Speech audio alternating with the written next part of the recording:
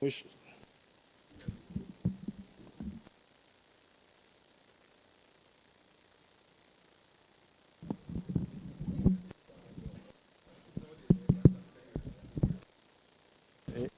it is the old one. No disrespect. Distinguished guests, policymakers, business leaders, and development community.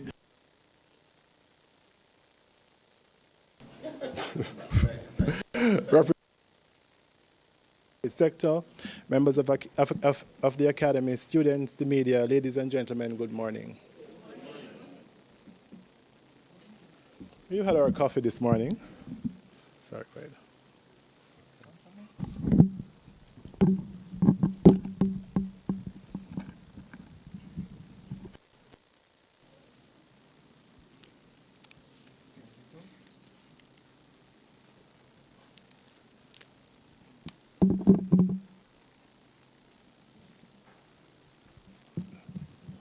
On behalf of SALISES Mona, it's my pleasure to welcome you here today to the presentation of SALISES Public Artificial Intelligence Readiness Study. We meet today at an important and transformative moment in human evolution, with many unknowns and challenges with trusted sources of data. That is why this is not simply just the launch of another report. Based on the timing, based on the focus, based on the need for trusted data, and based on the variables involved in this study, this is perhaps the most important study that has been done in Jamaica in the last 10 years. Today, new technologies are transforming and reorganizing how we live, work, learn, communicate, do business, govern, produce, consume, and relate. At the center of this transformation is artificial intelligence, the new general-purpose technology of our time. From generative AI to super AI, these partners and co-creators, not technologies, are helping in terms of writing, translating, summarizing, designing, diagnosing, predicting, advising, teaching, composing, and acting with increased intelligence. AI is transforming everything, and I don't think I need to go into any details where this is concerned. Yesterday, a professor at a university, at a graduation, indicated to the students that AI should not be used. And she was booed off the stage. I think personally, I'm sorry, I'm always on my diet tablets.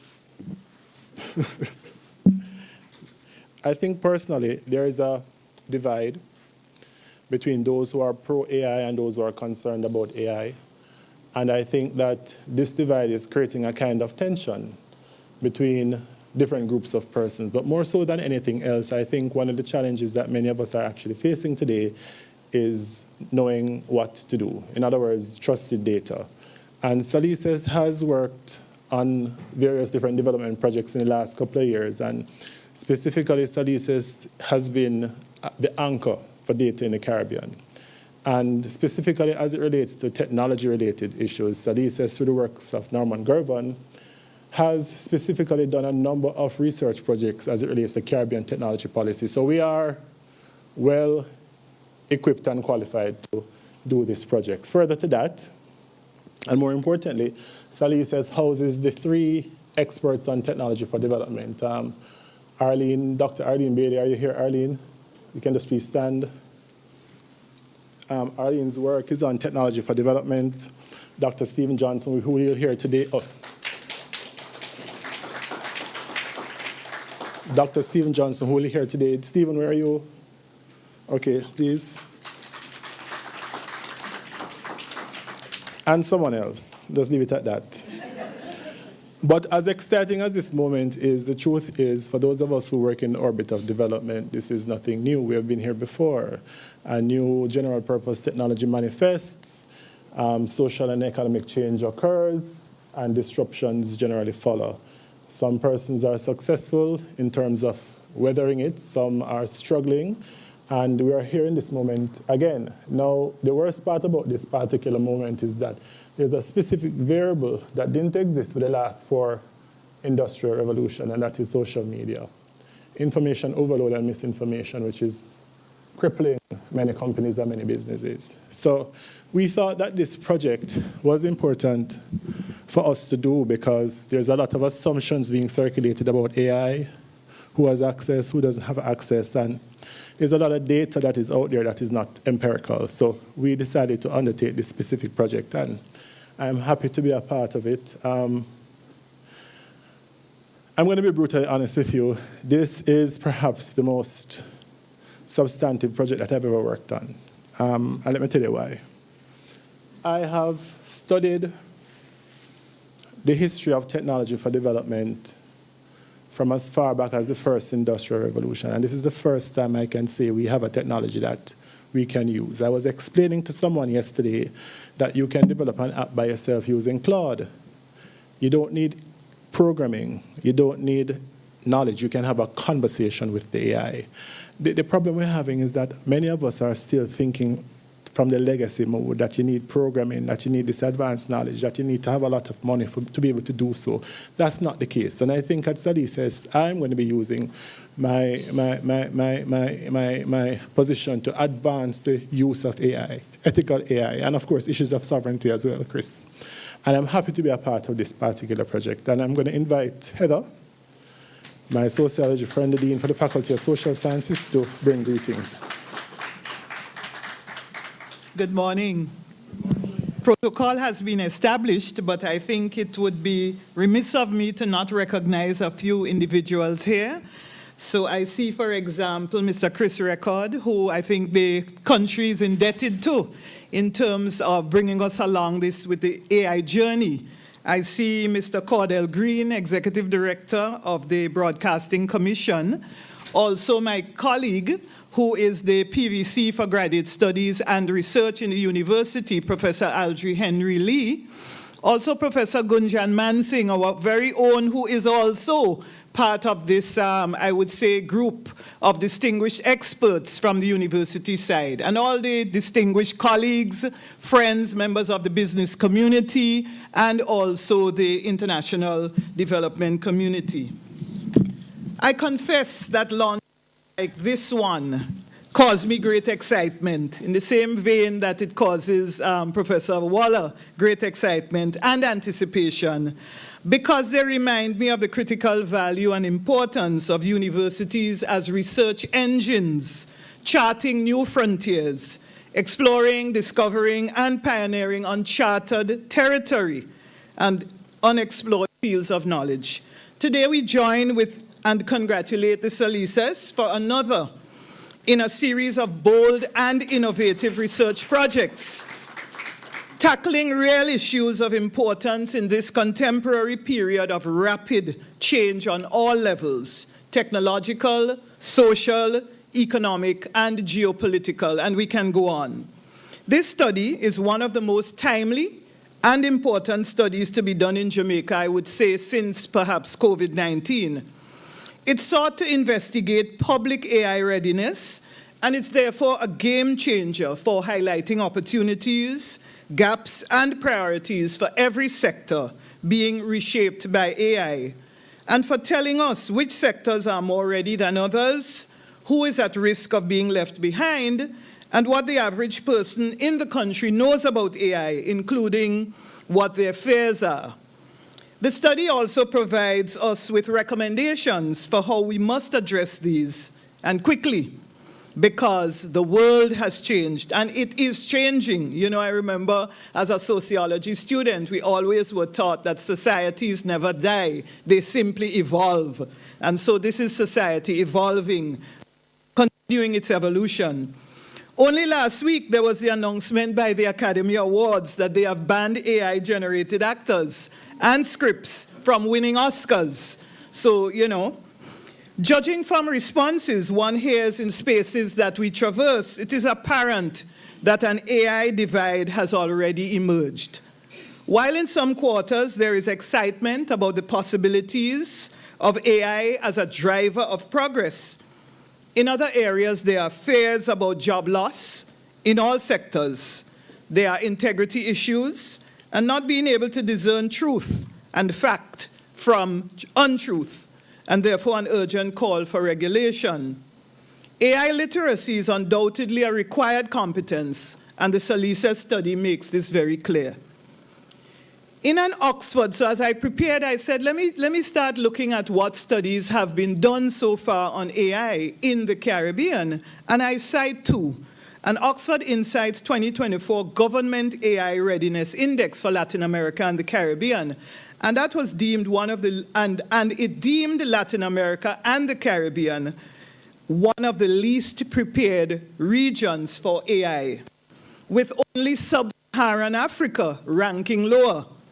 The report went on to state, and I'm quoting, that none of the top-ranked countries, Bahamas, St. Kitts and Nevis, Antigua and Barbados, or Trinidad and Tobago, managed to fall within the top 10 most prepared regionally, end quote. And they lamented that a key factor limiting AI advancement in the Caribbean was, and I'm quoting, the lack of a well-developed technology sector, affordable and reliable internet connectivity, adequate computing power, high storage capacity, etc., to support the development of large models, end quote. And then a 2025 World Bank study reported that no more than between 8% and 12% of jobs in Latin America and the Caribbean could experience a productivity boost if they harnessed generative AI, but that about 1/2 would not experience the full benefits because of the deficiencies in the digital infrastructure and the lack of high-quality data needed to train AI models.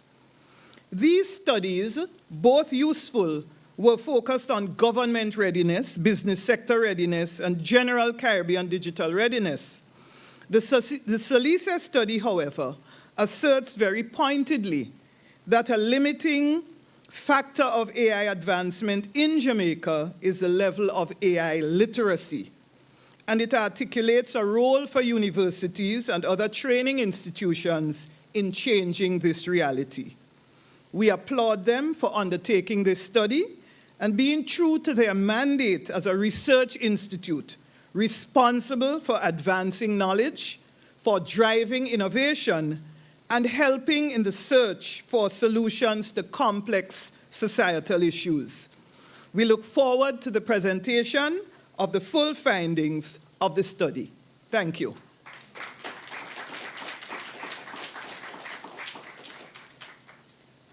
Thank you very much, Heather. You know, in 1999, I worked at UNDP.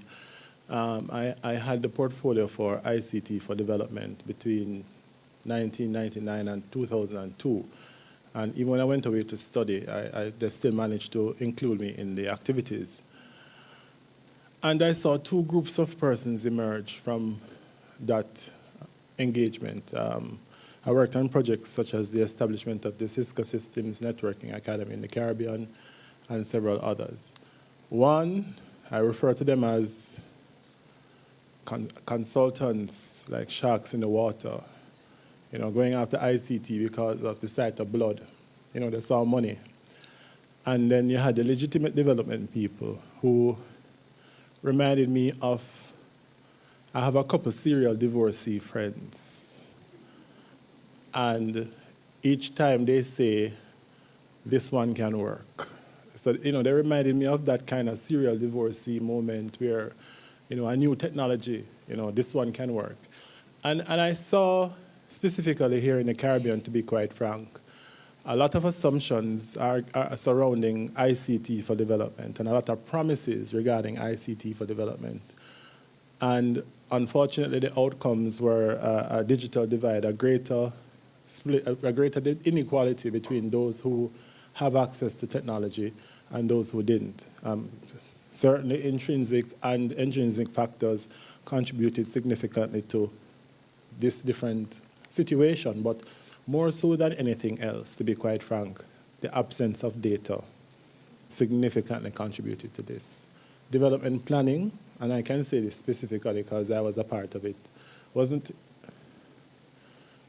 informed or driven by data but assumptions about what is right and wrong and who persons believed would be the best fit and the best look and feel for a particular organization or a specific project. The outcome, as we know, is that inequality and the digital divide. I am hopeful that we at SALISES are or have provided stakeholders with the data to have a better understanding of how these technologies can impact different individuals. I'm hopeful that through this particular study, stakeholders will be responsible and recognize that this is a unique opportunity. I'm going to say it to you again. There has never been a type of technology like this. The steam engine transformed industrial systems. The technology transformed how systems moved and operated. The internet transformed connectivity.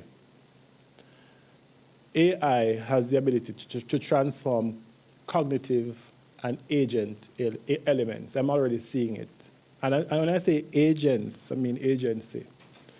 I've seen individuals with AI agents develop in one day 7 AI agents, just speaking to the AI, and having these agents call their clients and having a conversation with them in their voice. And the AI agent had to say at one point, this is not X, this is an AI agent. Unbelievable. Unbelievable.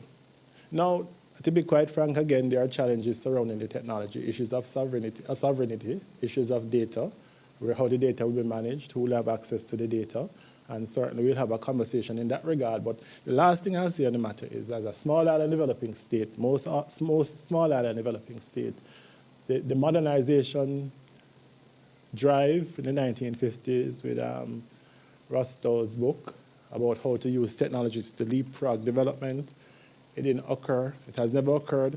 This is the first time, and I've been very critical of that, to be quite frank. All of my books have been very critical of the whole modernization theory and being pro-dependency. And this is the first time I'm willing to say that this is a technology that can break those barriers. But we need to be cautious. And what you'll hear today is exactly how you can do it and who are the persons involved. I'm going to invite Dr. Maxwell, who is representing PVC Maynard, who is we're at University of Business, to speak on behalf of the global campus and the university. Global campus. Global affairs. Global affairs, sorry. Yes, some of us are vertically challenged. Thank you so much. It's a feature. Thank you so much. Friends all, a very pleasant good morning. I bring you warm greetings on behalf of the Pro-Vice Chancellor for Global Affairs at the UWI, Ms. Andrea Maynard. PVC Maynard is currently traveling and therefore deeply regrets that she is personally unable to give this welcome. This topic is, after all, very near and dear to her, and she considers it a privilege to speak on a subject that sits at the heart of the Caribbean's future, the role of artificial intelligence in development. PVC Maynard wishes that I publicly acknowledge the principal investigators of this important national study, Professor Lloyd Wallow and Dr. Stephen Johnson. Their leadership, scholarship, and commitment to evidence-based policy has given Jamaica and the wider Caribbean something deeply valuable, not simply another report on technology, but a national mirror through which we can see how our people understand, use, trust, fear, and hope to benefit from artificial intelligence. Together, they have helped move the national conversation on AI away from mere speculation towards evidence, planning, and action. This is, after all, what universities are built for. We see this aptly demonstrated in the recent launch of the Sagicor UWI AI and Financial Services Hub Insight. It was actually a few years ago when PVC Maynard recognized the importance of an AI institute to the university, particularly in an increasingly global world, that she, alongside other colleagues in the executive management team of the university, conceptualized and designed this new hub, which will serve to illuminate the UWI even further. And within the UWI, SALISES has a historic Caribbean tradition of development thought, always reminding us that development is not simply about growth. It is about structure, opportunity, productivity, and the capacity of a society to shape its own future. Artificial intelligence is just not technology. It is becoming part of the operating system of modern life. But as the SALISES study reminds us, the question is not only whether AI exists. The deeper question is whether our people are prepared to understand it, to trust it, question it, and benefit from it. The report states clearly that AI readiness must be understood as a social and developmental condition shaped by knowledge, access, and social opportunity. And this is why this study is so important. It tells us that Jamaica is not standing outside the AI revolutions. Jamaicans are already encountering AI, but the study also tells us that that readiness is uneven. Some groups are already positioned to benefit, while others risk being left behind. Connectivity continues to expand.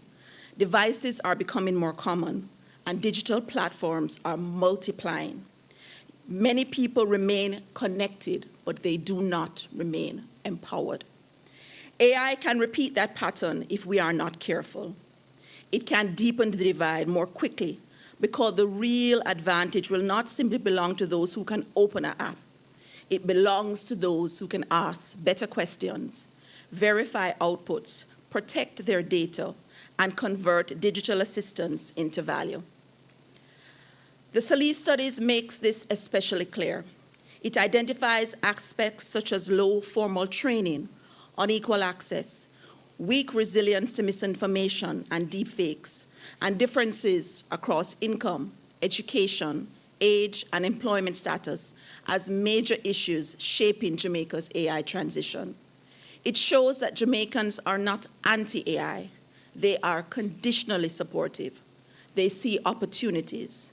In other words, Jamaicans are saying something very mature.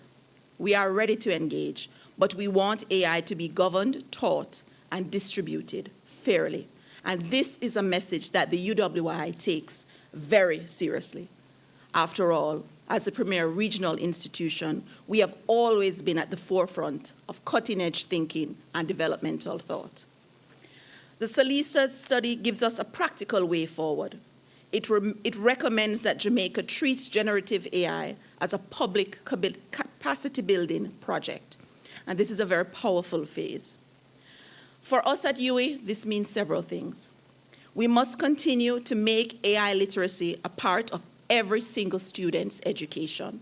Every graduate must understand how AI works, where it fails, how to use it ethically, and how to preserve human judgment.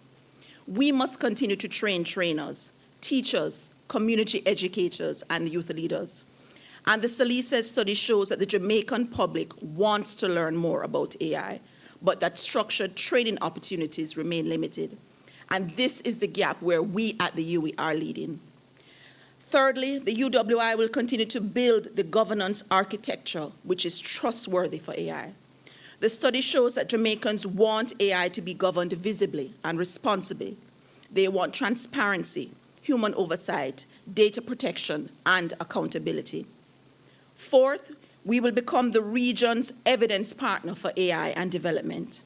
At UWI, we are already generating readiness assessments, sectoral studies, and policy evaluations. In addition, both Insight and SALISES will further anchor this work. Insight will help to improve education, protect citizens from misinformation, and build Caribbean content and cultural relevance into digital systems. Our students will learn to work with AI without surrendering their thinking. And we at the UE will help our governments to understand that they can use AI without surrendering accountability to it. And this is why this work is so timely. It has given us evidence at the moment when evidence is most desperately needed. So today, on behalf of PVC Maynard, I thank again the principal investigators, Professor Waller and Dr. Johnson, for their leadership. I acknowledge the wider SALISES team, the fieldwork partners, the respondents across the length and breadth of Jamaica, and the institutions that supported this important national conversation. The work now moves, friends, from evidence to implementation. It is about people. It is about who learns, who benefits, who is protected, who is left behind, and who gets to shape the future. And this is the mission of the UE. We were created to serve the development of this Caribbean region. And in every major transition, this university has been called to think, to teach, to research, and to lead. The AI transition is now one of those defining moments. Let us therefore commit ourselves to a Caribbean AI future that is development-focused, human-centered. That is the work before us here at the UE. That is the work before us all. Thank you very much.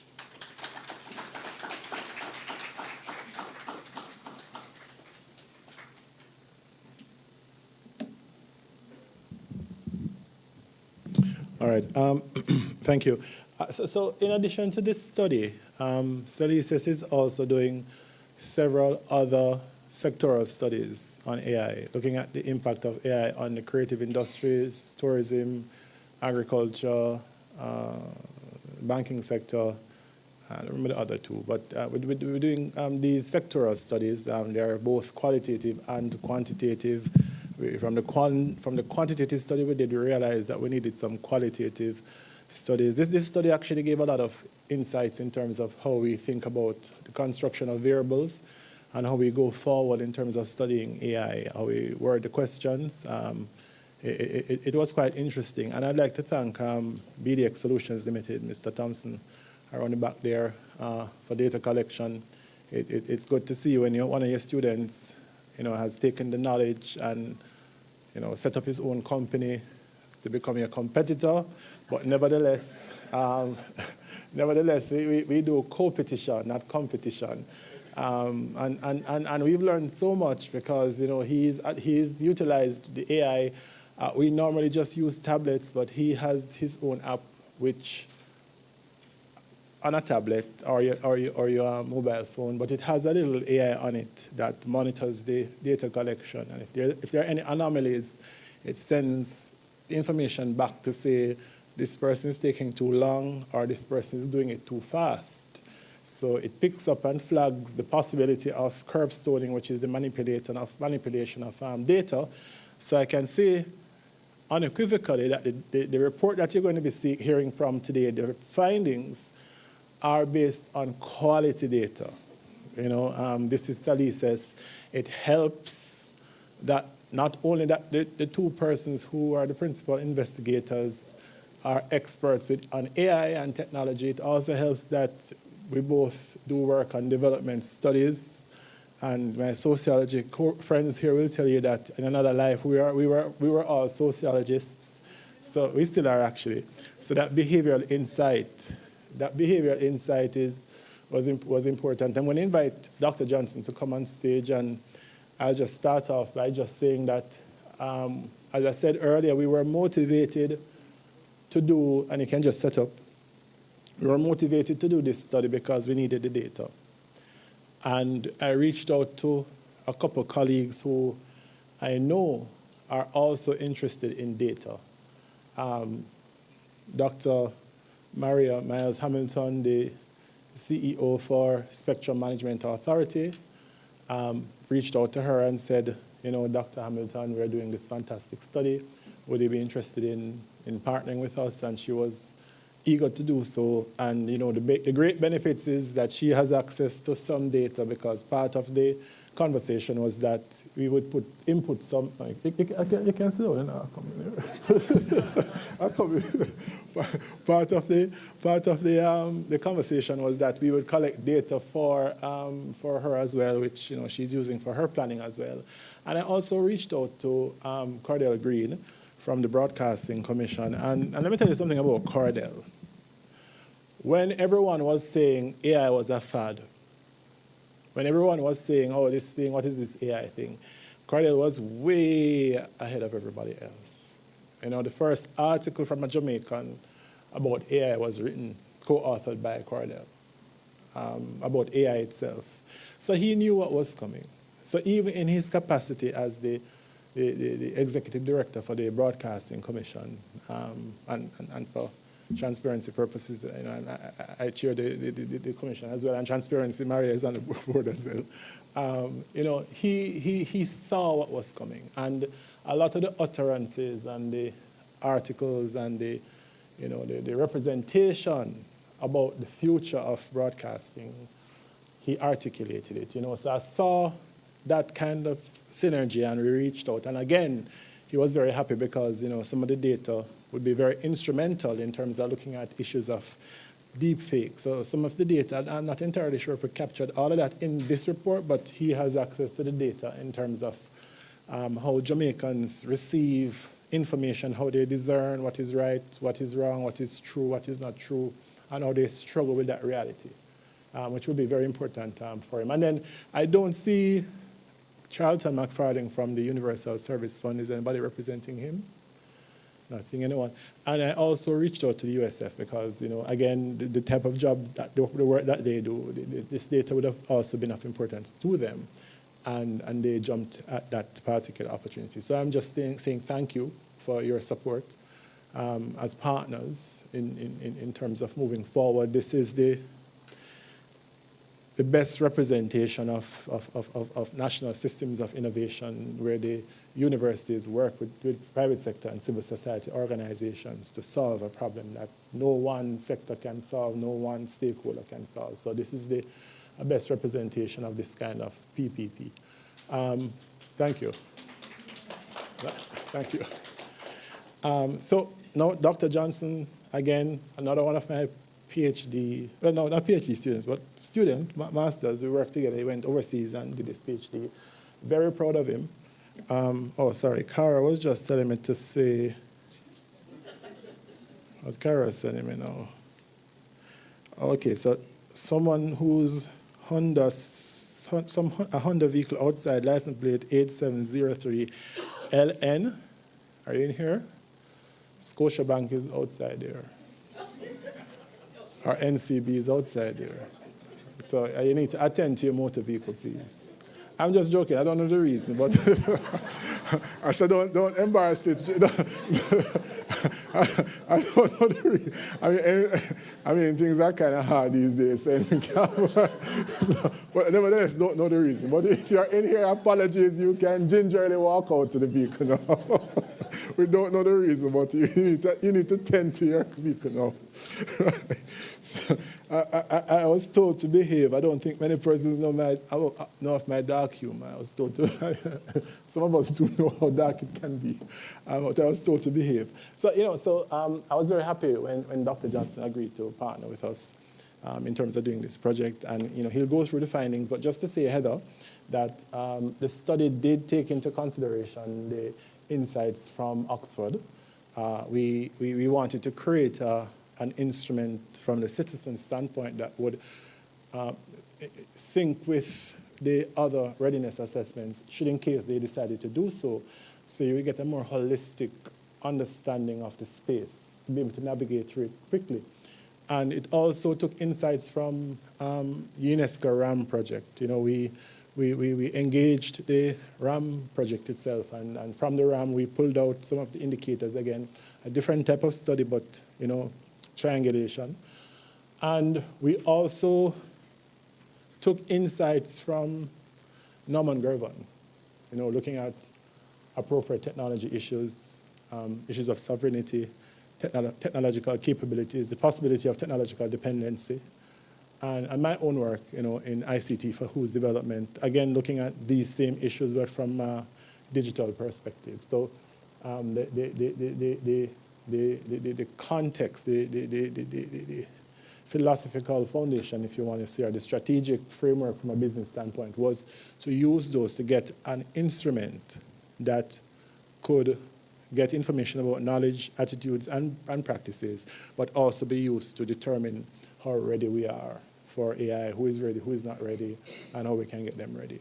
And I think more than anything else that is something we need right now as part of development planning, all stakeholders, because this thing is big, but we can lose our momentum, we can lose our focus if we're not very accurate and surgical with what we do and how we do it.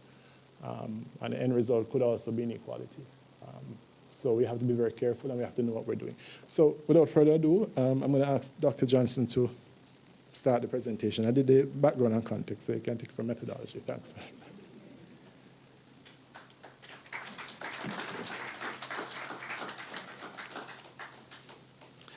Greetings, colleagues, to the members of the academic community, to members of industry, and to members of our technical and lightning crew.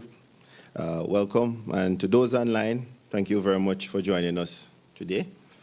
Okay, so I will get right into it. But before I do, I must say the real reason we were asked to come here is to have an awkward conversation about the technology that is replacing us. But the reality is we have a choice to determine whether or not it is supplementary or we will be replaced. Now, on a more lighter note, to show you the findings. We start out with the objectives. Now, the objectives of this study, we have basically 12 research questions, or 12 questions that guided the study, but we were able to truncate these into a number of objectives. To measure public awareness, familiarity, and understanding of AI, to examine the attitudes, trust, fear, perceptions of AI risk, and to identify how Jamaicans currently use AI in everyday life, and to assess differences in AI readiness across socio-demographics. Now, in terms of the methodology, it was quantitative in nature, predominantly. It was a mixed method design because we had open-ended questions, but it was cross-national. We consider this a baseline survey. The focus was on knowledge, attitudes, behavior, and practices, framework KABP.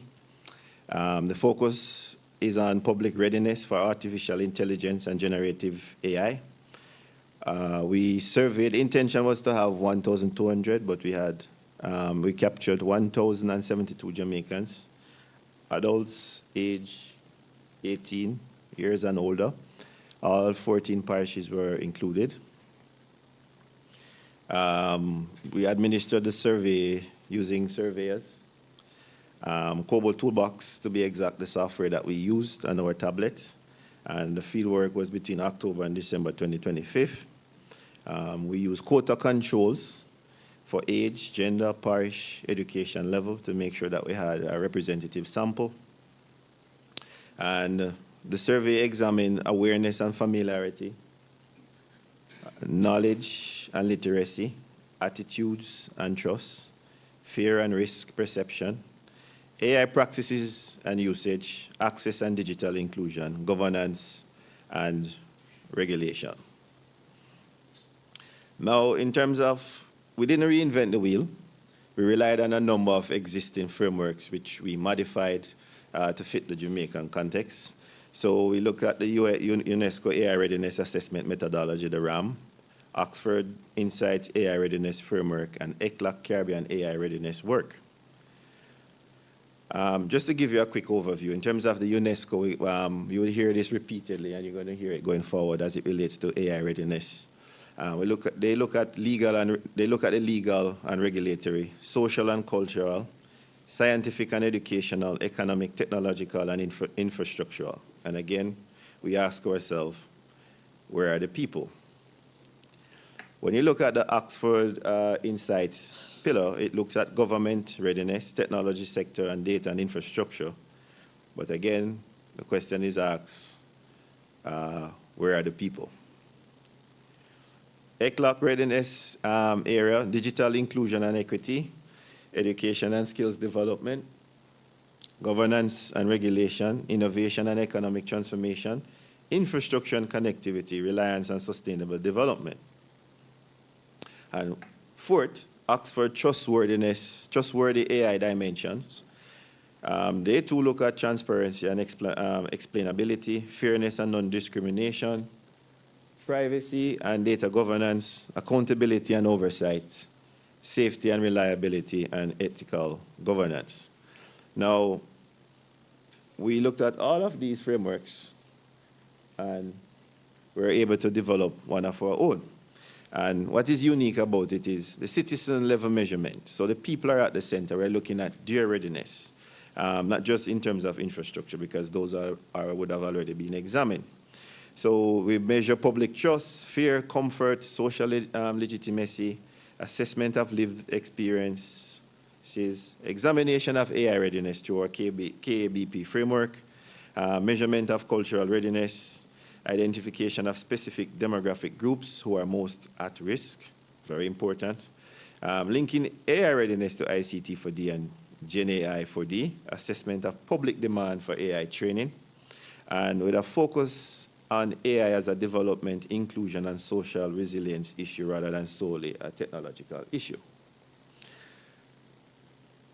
Now, just to give you an overview of our subscales, and I color code them so they are easy to follow in terms of the findings. So when you look at awareness, in terms of awareness in the respective industry and how AI is used, persons are quite aware that AI-powered customer service or network optimization, in call centers. They were aware in terms of how it is used in communication and broadcasting, AI-generated news articles, how it is used in education industry in terms of the respective softwares, creative industries, sports, home security. But they're at least aware in terms of how it is used in healthcare, tourism, government in particular, in the field of agriculture, and most importantly, in law. So the red areas are areas of concern. Now, in terms of their attitude, towards AI, at the top of the list, we have here, first thing first is, I am concerned about my safety, about my privacy, right? And this is something that runs through it. Persons are concerned about privacy in terms of, whereas they're willing to interact, that's the first major concern. Threat to employment, and that's the reality. It's a tool that can either replace or complement. I mean, years ago, we were telling the farmers to embrace ICT for D. We were telling the Uber drivers taxi drivers to embrace ride-sharing app. Now we're in a room, or at least I can say myself as an academic, to say, embrace AI. Make sure it's supplementary and does not necessarily replace us. So that's our reality now, right?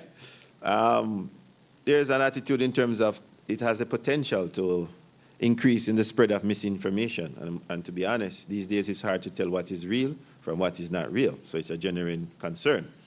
The government should invest more in AI technologies.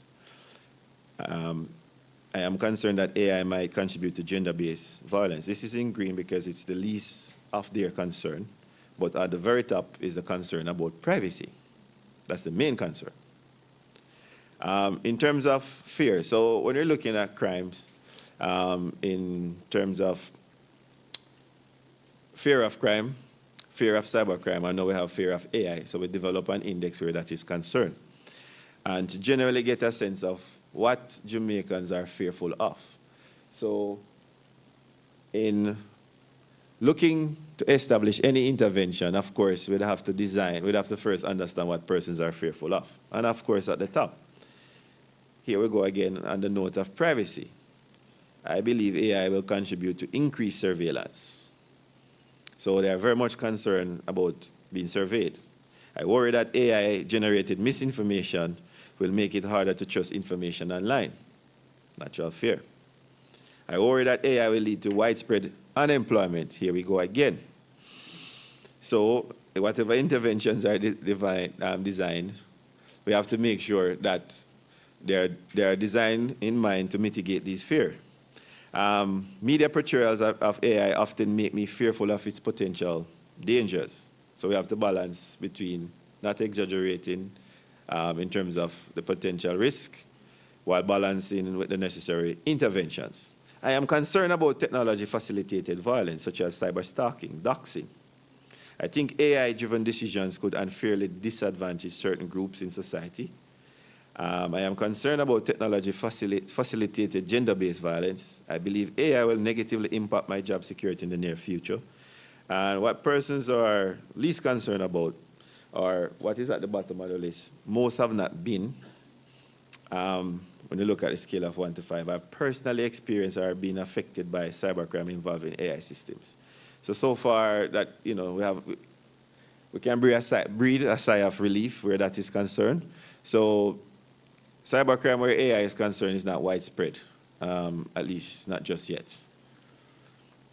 In terms of practice, persons predominantly use online customer service chatbots, personalized online advertisement, facial recognition features and devices, smart home devices, AI-driven educational tools. Level of comfort. Now, this is linked to attitude. How comfortable do you feel about the government using AI to monitor, for example, taxi drivers' behavior as they transport commuters? Fully in support, more than neutral, a scale of 1 to 5. And what you're going to realize with this scale right here, persons are willing to facilitate AI use to generate security, but when it becomes an individual surveillance, you're going to realize they're against it, right? So when it's a survey like the poor taxi drivers, they say, yes, go ahead. Role in traffic monitoring, no problem. Workers use AI such as ChatGTP to do their work or to do their schoolwork. There's support, though somewhat neutral. How comfortable are you with AI making decisions in customer service, entertainment, doing ride share, in sports, in home security system? They are willing to embrace it. Now, where persons start to back away or it starts to become uncomfortable is when you ask the question, how do you feel about AI deciding who gets approval for a loan from a bank or financial institution, distribution of persuasive political information or messages, selecting job applicants, political campaigns, controlling in terms of algorithm, in terms of what you see on social media? There's some level of discomfort. Self-driving cars, recording exactly what workers do on their work computers, meaning employers, recording what you do on your computers. Very uncomfortable. Then you ask about AI making decisions in legal judgments. Hell no. AI tracking workers' movement while they work. No. Right? So when it becomes individual, persons are back away from it, but they're willing to embrace it in a public capacity in terms of a security, for convenience, etc. Now, factors influencing the use of AI. Of course, convenience, perceived benefits, access to AI tools, familiarity and understanding of AI, the need for AI in terms of demand. Persons perceive it as a cost-effective solution for their needs. Availability of support, curiosity or interest. Existence of regulatory framework. Persons, once they feel safe that there are regulatory frameworks in place, then they will engage. Existence of penalties or punishment, media and advertisement. And of course, at the bottom of the list, we have price and cost. And this is rather encouraging. So price and cost is not a key determining factor in whether or not persons use it compared to where we are coming from with ICT for D, where if you cannot afford certain technology, then you'll not be able to use it. Of course, there are costs associated with AI, but it's easier to use. The barrier is less. You don't have to have any specialized skills to use it. Voice command, you just say what you want and it happens. So in terms of relativity, it's very low cost where that is concerned. So cost is the least determining factor in whether or not persons use AI, which is encouraging. Now, in terms of, just to give you a breakdown in terms of trained versus required training, it's discouraging but enlightening in the fact that only 6% of our population are those surveyed, and we can say population in Jamaica, because this is a representative sample. Only 6%, only 6% have had some sort of training. And as a tertiary institution, this also should be encouraging and enlightening in the sense that we should now strive to engage and start the training process. Only 6% have some sort of training. And of course, those who have been trained are those who are in the higher income bracket, as you can see in green. Postgraduate education, 22%, suburban area. But let it not be lost on us that overall, only 6% of the population has engaged in some sort of AI training. So we are lagging where that is concerned.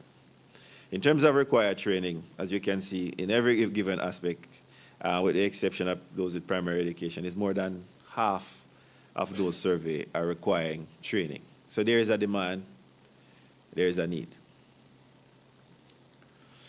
In terms of just to give you an overall overview of the different scales on the breakout by demographics. So we talk about practice, we talk about fear scale, we talk about positive attitude, knowledge, and being comfortable. And again, in terms of those who are practicing and using though, we see that it's more than persons who are in the higher income bracket, those who are most fearful, in terms of those who are at home as homemakers, in terms of their employment status, in terms of positive attitude, it's persons in the middle income bracket, persons with tertiary education, they're comfortable using AI. I guess I suspect they're well aware. And in terms of knowledge, persons in the higher income bracket and those who are unemployed, they're quite aware of AI. So I guess unemployment is driving them to see how best they can engage in meaningful employment. Can't call it informal anymore because more and more is now becoming formal employment. In terms of comfort level, those who are most comfortable with using the AI, those in the higher income bracket and those who are unemployed. Right? Interesting. Because it's a means, and you know, we have to question here unemployment. I mean, in the formal sector, because those who are engaged on TikTok, they're working. We might not call it work, but it's employment and it's generating an income. And they are very comfortable in engaging the AI because it has the potential to generate an income with minimum effort relative to working what we would call a traditional 9-to-5. Now, do you believe that access to AI technologies is equally available to all Jamaicans? Majority think yes, but it's less than 50%. When we ask them in terms of, just to gauge in terms of AI, what AI should do, AI-based services should be made free in terms of how we can facilitate AIs. AI-based services should be free or subsidized for low-income individuals. The attitude is trending where that is concerned. They feel confident in their ability to understand and use the technology. The cost of internet access and smart devices limit my ability to use AI technology, and consistent with the findings above, because we ask different questions in different sections to make sure that there is consistency. As you can see here again, the cost of the internet is not a key determining factor in determining how they are accessing AI. Right? Reliable internet access is a major barrier. Again, not necessarily.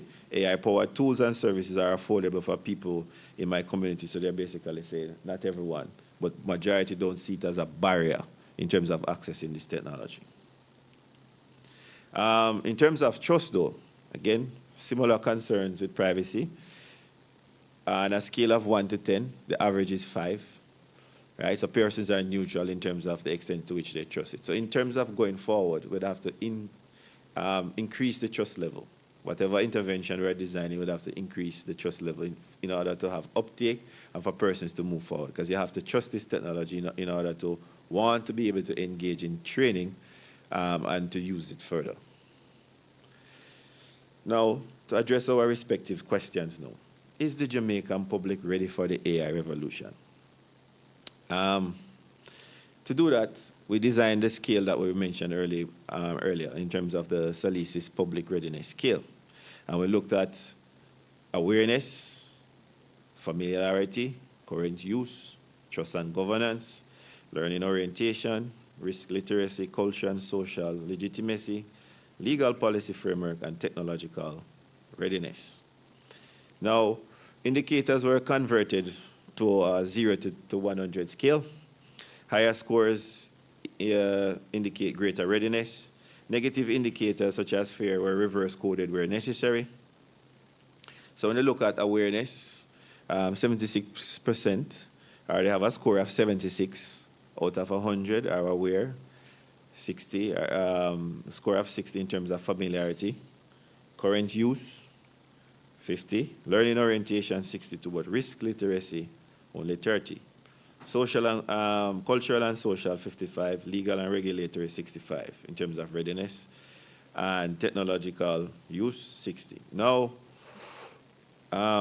in terms of signs of readiness, when you talk about high awareness, awareness is high. Majority of the population, they are aware of what AI is and what it does. They have heard of it. Now, in terms of, there's evidence of growing everyday use, strong learning interests. 62% want AI training and education, moderate optimism, support for governance. And there's an overwhelming support for moderate or strict AI regulation in terms of they're willing to embrace it. But of course, this should be accompanied by strict regulation, right?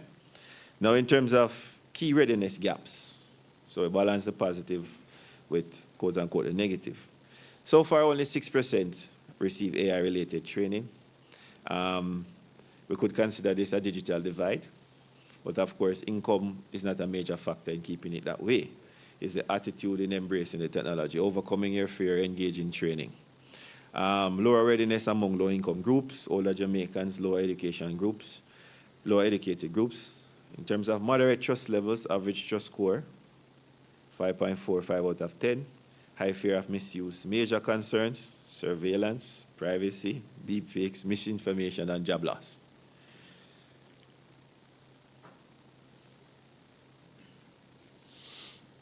Who is ready and who is at risk of being left behind? Gen Z and millennials. Highest familiarity and awareness. Strongest engagement with digital platforms.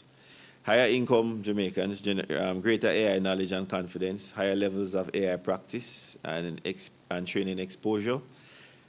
Tertiary and postgraduate educated individuals, and of course this signify a need that in order to scale using AI, we're going to need our tertiary institutions to engage.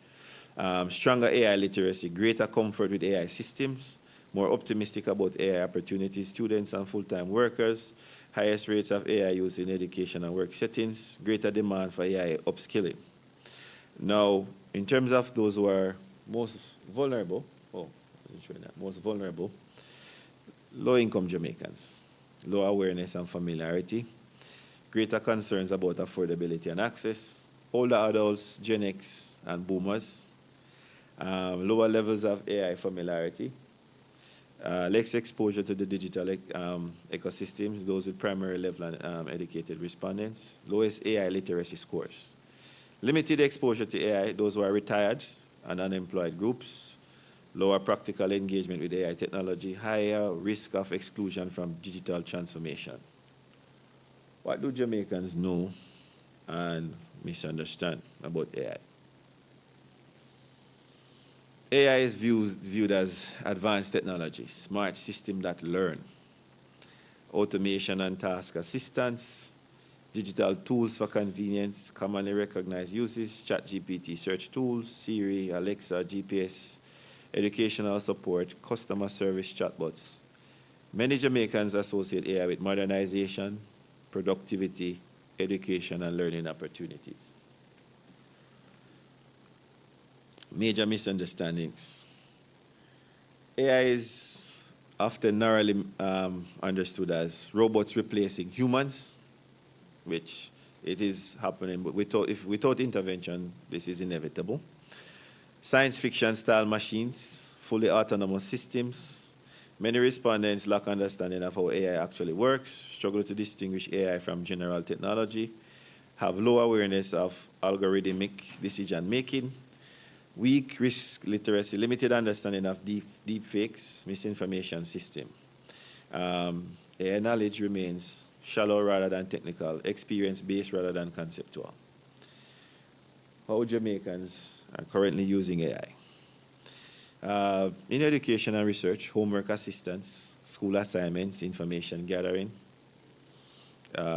quick searches and everyday assistance, Google support, ChatGPT, Siri, Bixby, Alexa, voice assistants and smart devices, online service, automated responses, banking and telecom support, Netflix recommendations, music suggestions, social media content, gaming and platform streaming, facial recognition, identity verification.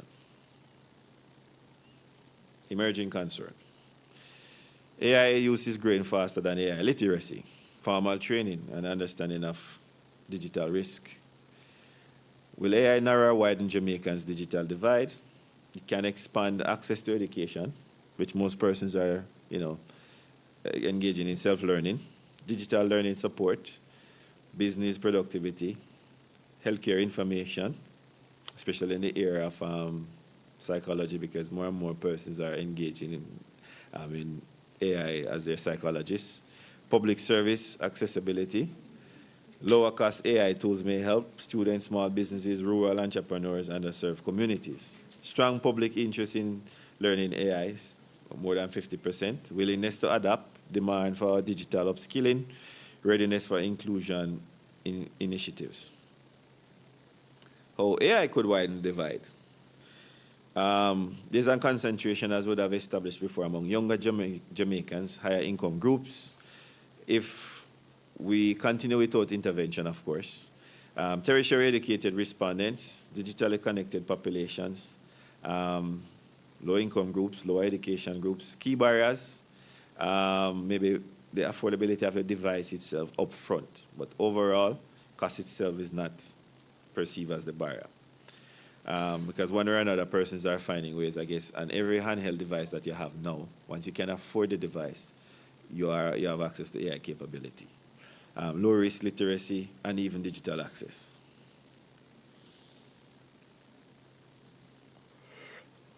Limited training and literacy, only 6% again of respondents receive formal training. So many would lack technical literacy or use AI without understanding its full capabilities and how to optimize it.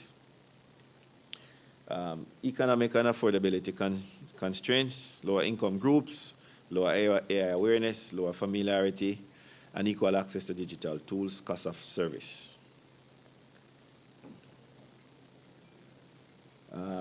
Again, we have income, age, education as factors that could trigger a digital divide. Again, this is without any form of intervention or continuing as is. Older adults and lower educated groups remain especially vulnerable to exclusion. Many respondents have limited understanding of deepfakes, misinformation, surveillance systems, algorithmic bias, and data governance. Trust and governance concern. And I will just pause a bit here. Moderate levels of trust, uncertainty about AI reliability, fear of misuse, concern about privacy and surveillance. Most Jamaicans support stronger AI regulation. In terms of challenges, persons identify potential threats as unreliable internet access, unequal connectivity, rural access concerns, and limited digital infrastructure. And of importance, what government conditions are needed for trust? 81% of respondents support moderate or strict AI regulation.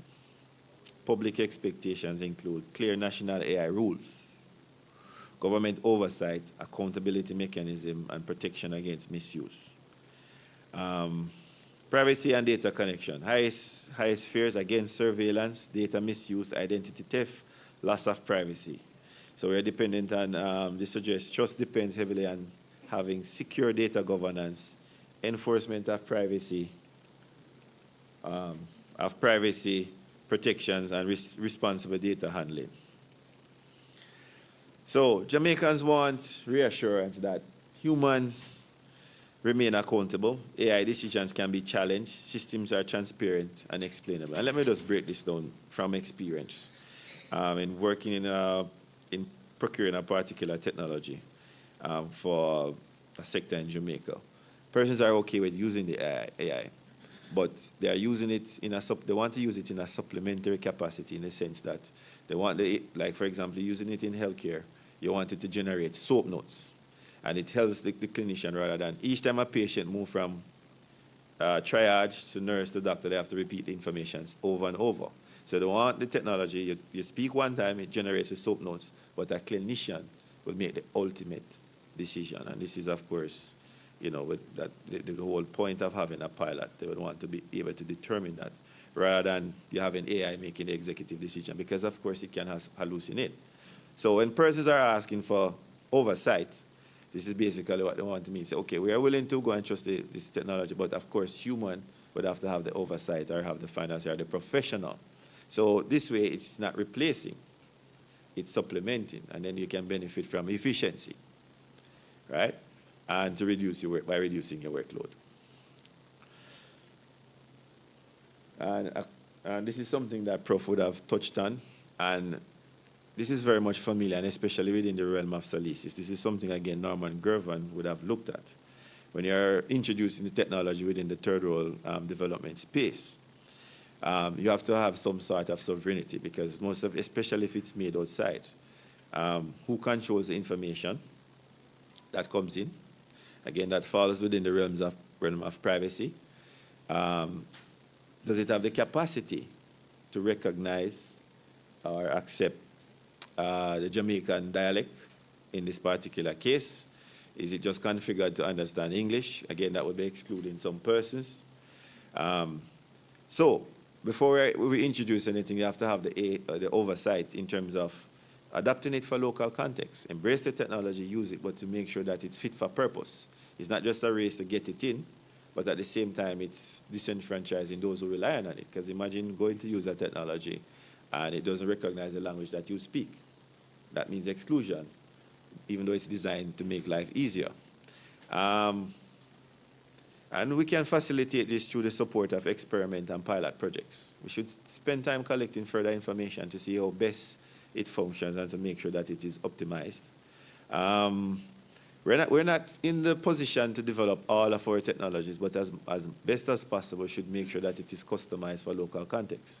And again, we can only find this out through experiments and through pilot projects before we scale. And this would, of course, require engaging in local research and making sure that we have the necessary regulatory framework with updating our laws as we go along to adapt or be ahead. How should government integrate AI into development planning? One, launch a national AI literacy and verification campaign. Expand free or subsidized AI training through agencies such as HeartTrust NTA, schools, make it a part of the curriculum. Support AI access hubs in all parishes. Provide SMEs with AI starter packs, especially in light of the fact that persons are becoming fearful that they will be replaced, so they're better able to cope. Build labor market transition programs. Again, where we see where the appetite for the traditional 9-to-5 is changing. We should continue to collect research to see where that is concerned. Persons are transitioning within the digital space to carve out something for themselves. But they're still going to need support in terms of regulatory framework, subsidies with training, capital to acquire the necessary technology. Strengthen protection and governance. That's the role of the state. Develop national rules for AI use. We're already on our way where that is concerned. We have a national AI committee. Support local AI research and Jamaican data sets, which SALISES is engaging in, and others, of course. Embed AI readiness into national planning. So going forward, we have to, we are in the process of, because actually the Planning Institute and UNDP, again, even through SALISES here, where we modified recently the National Poverty Index to include a digital indicator, because the extent to which you're digitally literate will determine whether or not you're poor going forward and as we enter a digital society. So we now have a digital indicator that helps to measure poverty. And in terms of to track who benefits and continuously track who is left behind through research. How can Jamaican businesses responsibly use AI? All right, forgot to include that there. In terms of opportunities for universities, one second. Now, I'll pause here because I'm in this space. There is a demand. New programs and short courses. Workforce reskilling, hence the reason we are building our resilience. Build an environment where persons are not fearful of using AI, but using it responsibly. Foster research and innovation. Building AI-powered student support. Innovation and entrepreneurship. Partnerships and outreach. And with special focus on Caribbean relevant knowledge. Because so far, most of these technologies don't factor in our intricacies, our idiosyncrasies, in terms of speaking with our language to begin with. Key takeaways. AI has entered Jamaica public consciousness. Jamaica is not starting from zero. The public already recognizes AI as socially and technologically important. Awareness is broader than literacy. The country must move beyond recognition towards critical understanding of verification and safe use. Public knowledge is functional, but uneven. Many Jamaicans understand AI through what it does, but not enough to know how it works, fails, or should be governed. Attitudes are cautiously optimistic.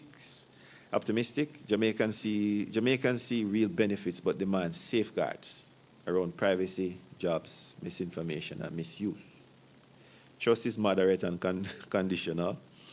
AI adoption will deepen only if institutions demonstrate transparency, accountability, and human oversight. Regulation has strong public legitimacy. A risk-based governance framework would align with public expectations and strengthen trust. Practice is already happening in everyday life. AI is used in education, search navigation, customer service, routine support, creating a base for scaling.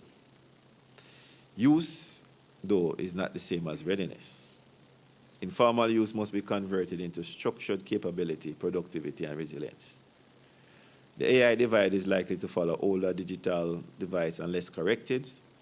Whether they have a head start, income, education, age, employment, access, and training shape who benefits first and who may be left behind. Jamaica's main challenge is capability building at scale. The country has interest and momentum. It now needs education, access, governance, institutional coordination to make Gen AI developmental. And of course, it's easy to speak, but part of this study was to develop a framework, a monitoring framework to guide where we are. So be it reminded that this is a baseline study. So where we are now. So one indicator is level of training. AI training, in terms of the percentage of Jamaicans trained in the area of AI. At baseline in 2025, we're at 6%. So going forward, we have to be increasing this at least by 10% every year, right, annually. And of course, those who will co-lead, the Ministry of Education, Hard Trust NTA, universities, budget support, GOJ budget, Universal Service Fund, donor support, National AI Readiness Survey, in terms of means of verification. But at baseline, we're at 6%, and this is alarming. So going forward, or the next time that we meet, this should at least be, would have been tripled, so to speak. So we're a race against time. Deepfake awareness, 31% are familiar. So we want a target of 50%. And by 2030, 70%. Trust in AI governance. If persons are distrustful, they won't engage in training. The attitude that will develop is negative over time. So we're engaging in a race against time to build trust. And currently, persons are neutral, 5.5 out of 10. In 3 years' time, we'd want to increase that, modestly by 6.2, but I guess race against time, maybe more. And by 2030, have that 7 out of 10. Because we're a hard set of people to convince. Now, there are other areas, of course, which we have indicators, but we'd want to implement a baseline, and this is for future research. In terms of the number of SMEs who are engaging in AI uptake, baseline to be established, but of course, we don't want to have 25% by 2028, and by 2030, at least 45%. And in terms of perceived equality of access, we're currently at 31%. We want that to increase to 45% by 2028 and 60% by 2030. Now, another indicator is the percentage of respondents citing device costs and unequal internet costs as barriers.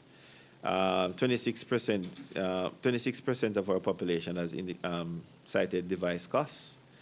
We want to reduce this by 25%, meaning we'd only have 1% of our population pointing to the cost of a device. 25% has unequal internet access. We want to reduce this by at least 14.5% by 2030. In terms of integrating AI into formal education pathways, now the indicator that we will use to track this is the percentage supporting or exposed to AI in school curriculum. Currently, only 14% cited curriculum integration as adoption. We don't want to change that going forward to our respective government agencies and institutions.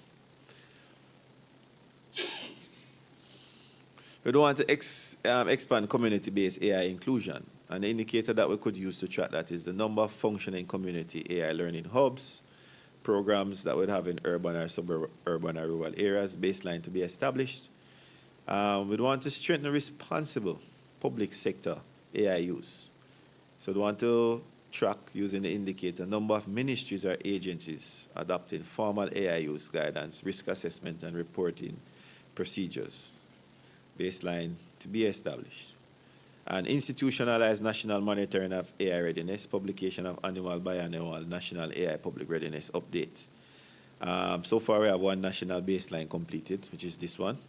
And we look forward to doing a number of the others as we monitor and track our progress as we go forward. And at this time, this is the end of the presentation. I would want to thank everybody for coming inside this room, online, and thank you very much to our sponsors who made this possible, and to our field workers who engage in quality and collecting quality data, because they are an important part of the process as well. And thank you very much for listening, and I hope that you will engage again. Thank you. Chair.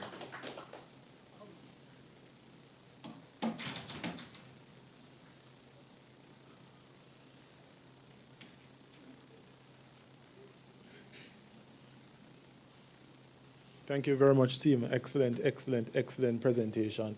It is very obvious that this is rich data, and to be quite frank, this is literally 20% of all of what we have. You know, we have the report. We're putting it up online. We just need to finalize some copyright-related issues with SALISES documentation publications. I just need to speak to Mary, and it should be online by the end of the week. I think we have some hard copies as well. But the study complements the other readiness assessment. It is more of a bottom-up approach, which is needed, because very often development planning is top-down. You know, we assume we know what the people want. And we've been doing it for 50 years without reading the room. So, you know, we thought that this contribution would provide that holistic understanding, and we needed it to be as deep as possible to capture the information that we think the other studies lacked. And I don't want to use the word lack, sorry, that the other studies would need to be more effective when it comes to the implementation of policy frameworks and so forth. So that's the gist of it.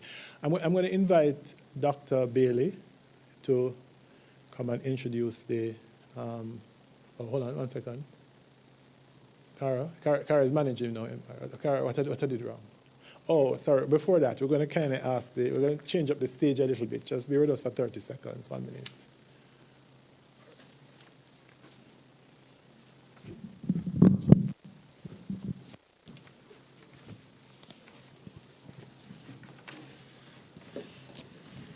So while they're doing that, I just give a distraction. I'm not going to sing.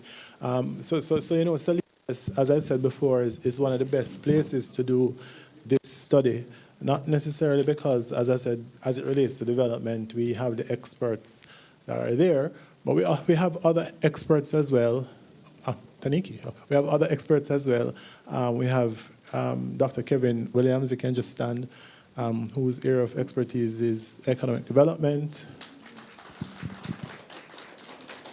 We have Dr. Pat Nortova, whose area of expertise is rural community development and grassroots-related issues, social development. Dacia Leslie as well. Development. Dacia, where are you? Social development. I'm going to introduce Arlene last. So I'm just looking at if I'm missing anybody. I'm not missing anyone. Okay. And we have Arlene, who I'm going to call on after, who is our ICT for Development Digital Transformation expert. Ready? All right, so Arlene, I'm going to invite you.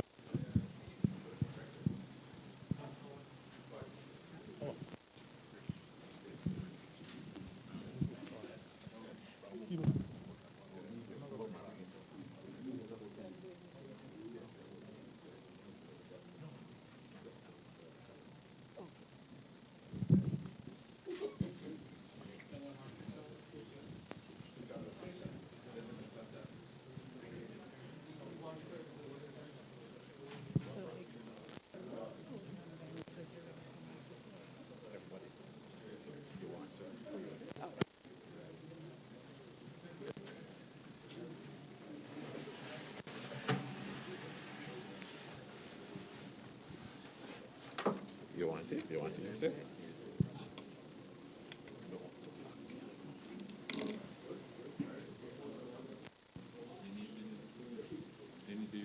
That's what she was to introduce them. Introducing them. It's out of your way. Yeah, I need to put it back over there. Yeah, this is like, this is the other room. You need it? Will you Oh, be okay, seated yeah. with them? No, she won't. Yeah. Can manage.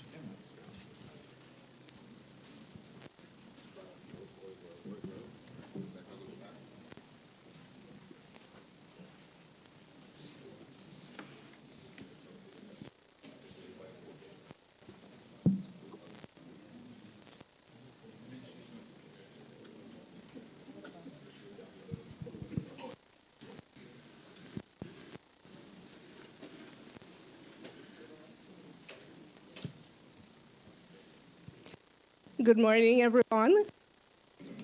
And we congratulate Prof. Waller and Dr. Johnson for the excellent and extensive study work, interesting findings.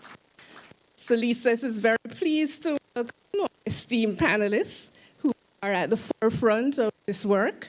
And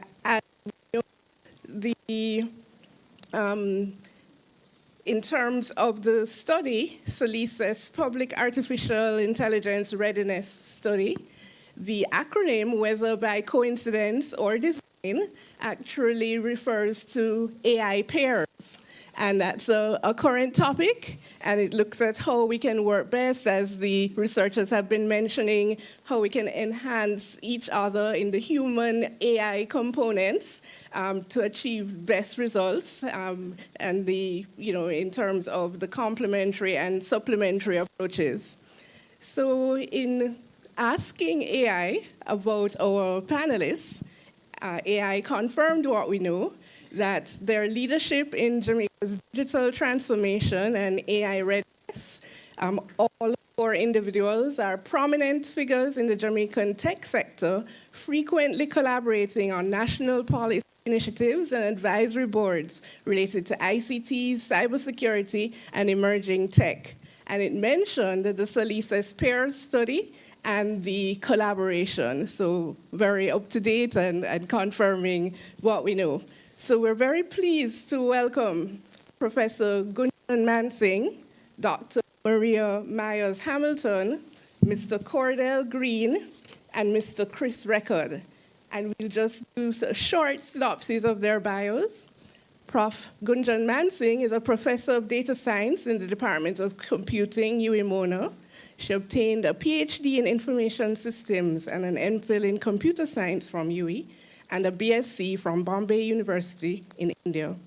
She worked for a few years in the IT industry in Jamaica before moving to academia, and teaches courses at the undergraduate and graduate level in computer science and information systems.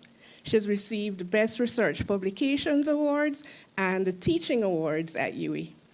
She's co-author of an edited book on knowledge management for development in developing countries, and also serves on the editorial review international journals. And her research interests span many areas, including her work over the years in the precursor expert systems and artificial intelligence, spanning over many years, and has worked in different domains in Jamaica, such as healthcare, crime, agriculture, e-commerce, and financial services. And so we are very pleased to have Prof. Mansingh on the panel, and we look forward to your work. The Prof. Mansingh is also chair of Jamaica's ICT Authority. Dr. Maria Myers Hamilton stands as a beacon in the industry and has been an instrumental part of the digital revolution through her extensive tenure in the telecommunications field in Jamaica and the Caribbean. She's committed to ensuring that the fruits of this digital age are within reach of every Jamaican, especially those marginalized by the digital divide. As the managing director of the Spectrum Management Authority, Dr. Myers Hamilton has played a pivotal role in shaping Jamaica's digital future. And her efforts are distinguished by a holistic approach, looking at strategic foresight and an unwavering commitment to educational advancement and infrastructural development. She views digital literacy as a fundamental right and a cornerstone for socioeconomic upliftment. Her agile management of the Spectrum Management Authority has pivoted operations to embrace virtual networks, cloud-based applications, and online modalities for education and work, and a forward-thinking approach to crisis management. And her achievements underscore an important narrative. Technological advancement and digital inclusion, visionary leadership, and strategic adaptation are indispensable. So we welcome Dr. Myers Hamilton, and we welcome Mr. Cordell Green. So, Mr. Green is an attorney at law, former Assistant Attorney General of Jamaica, former broadcaster, and a long-serving executive director of the Broadcasting Commission. He has been involved in developing policy documents, including intergovernmental negotiations that led to the UNESCO recommendation on the ethics of AI.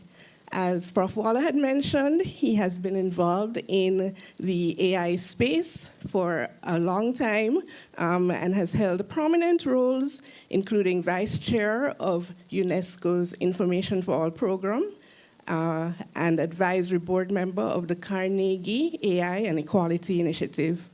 He has served as a chairman of the UNESCO's group on accessibility, information accessibility, and leads the annual Artificial Intelligence for Information Accessibility, AI4IA, Global Conference, held every September 28th to mark the International Day for Universal Access to Information.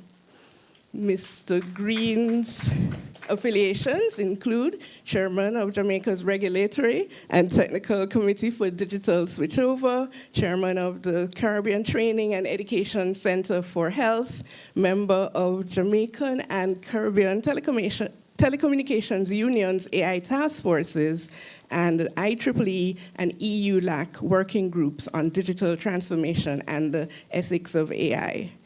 And he holds BAs and BA and Bachelor of Laws degrees from UWI, and an MBA from the Mona School of Business, a Master of Laws with distinction, University of Sheffield, and he's married to the Honorable Mrs. Justice Marcia Dunbar Green, Judge of the Jamaican Court of Appeal. So we welcome Mr. Green.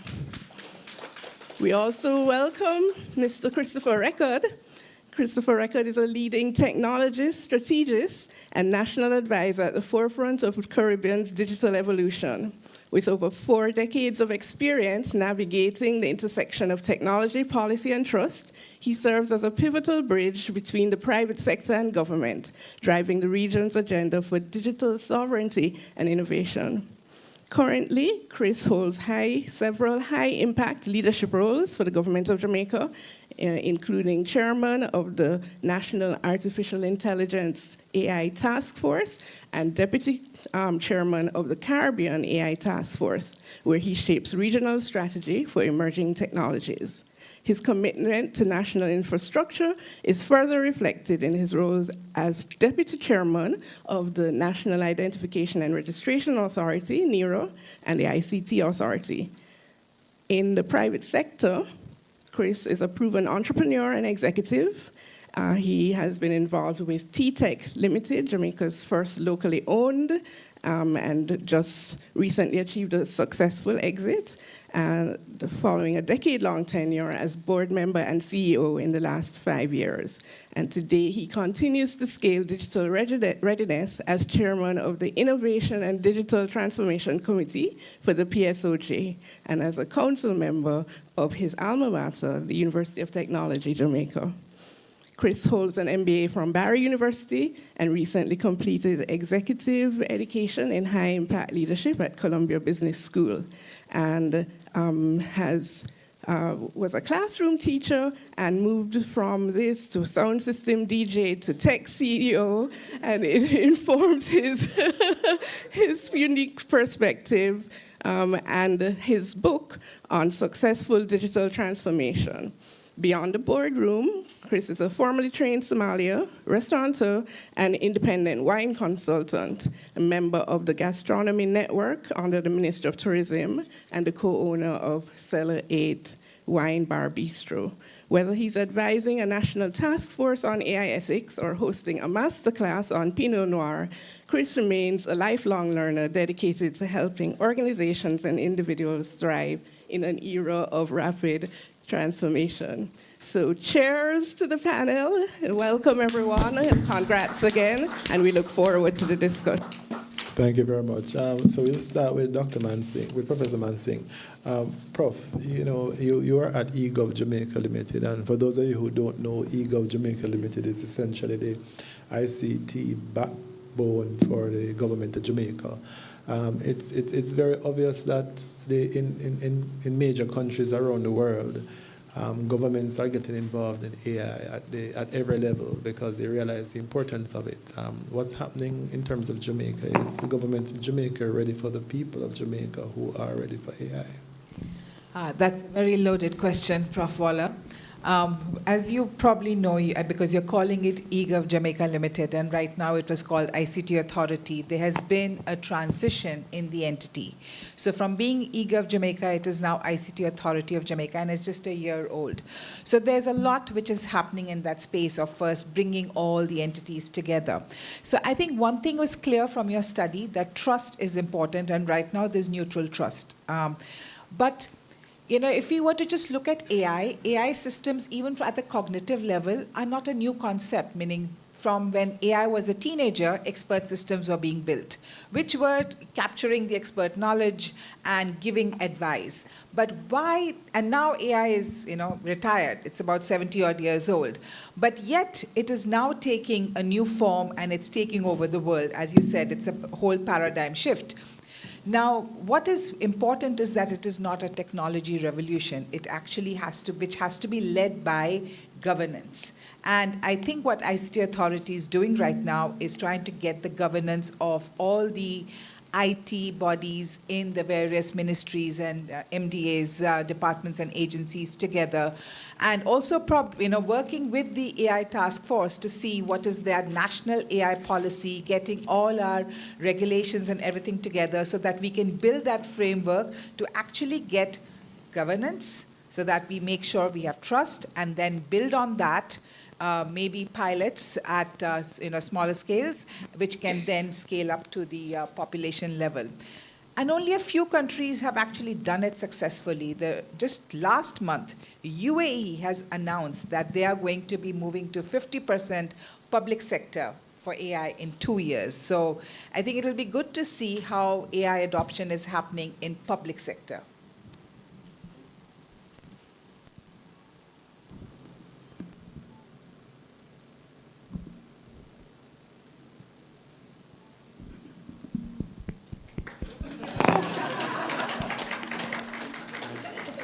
Thank you very much, Prof.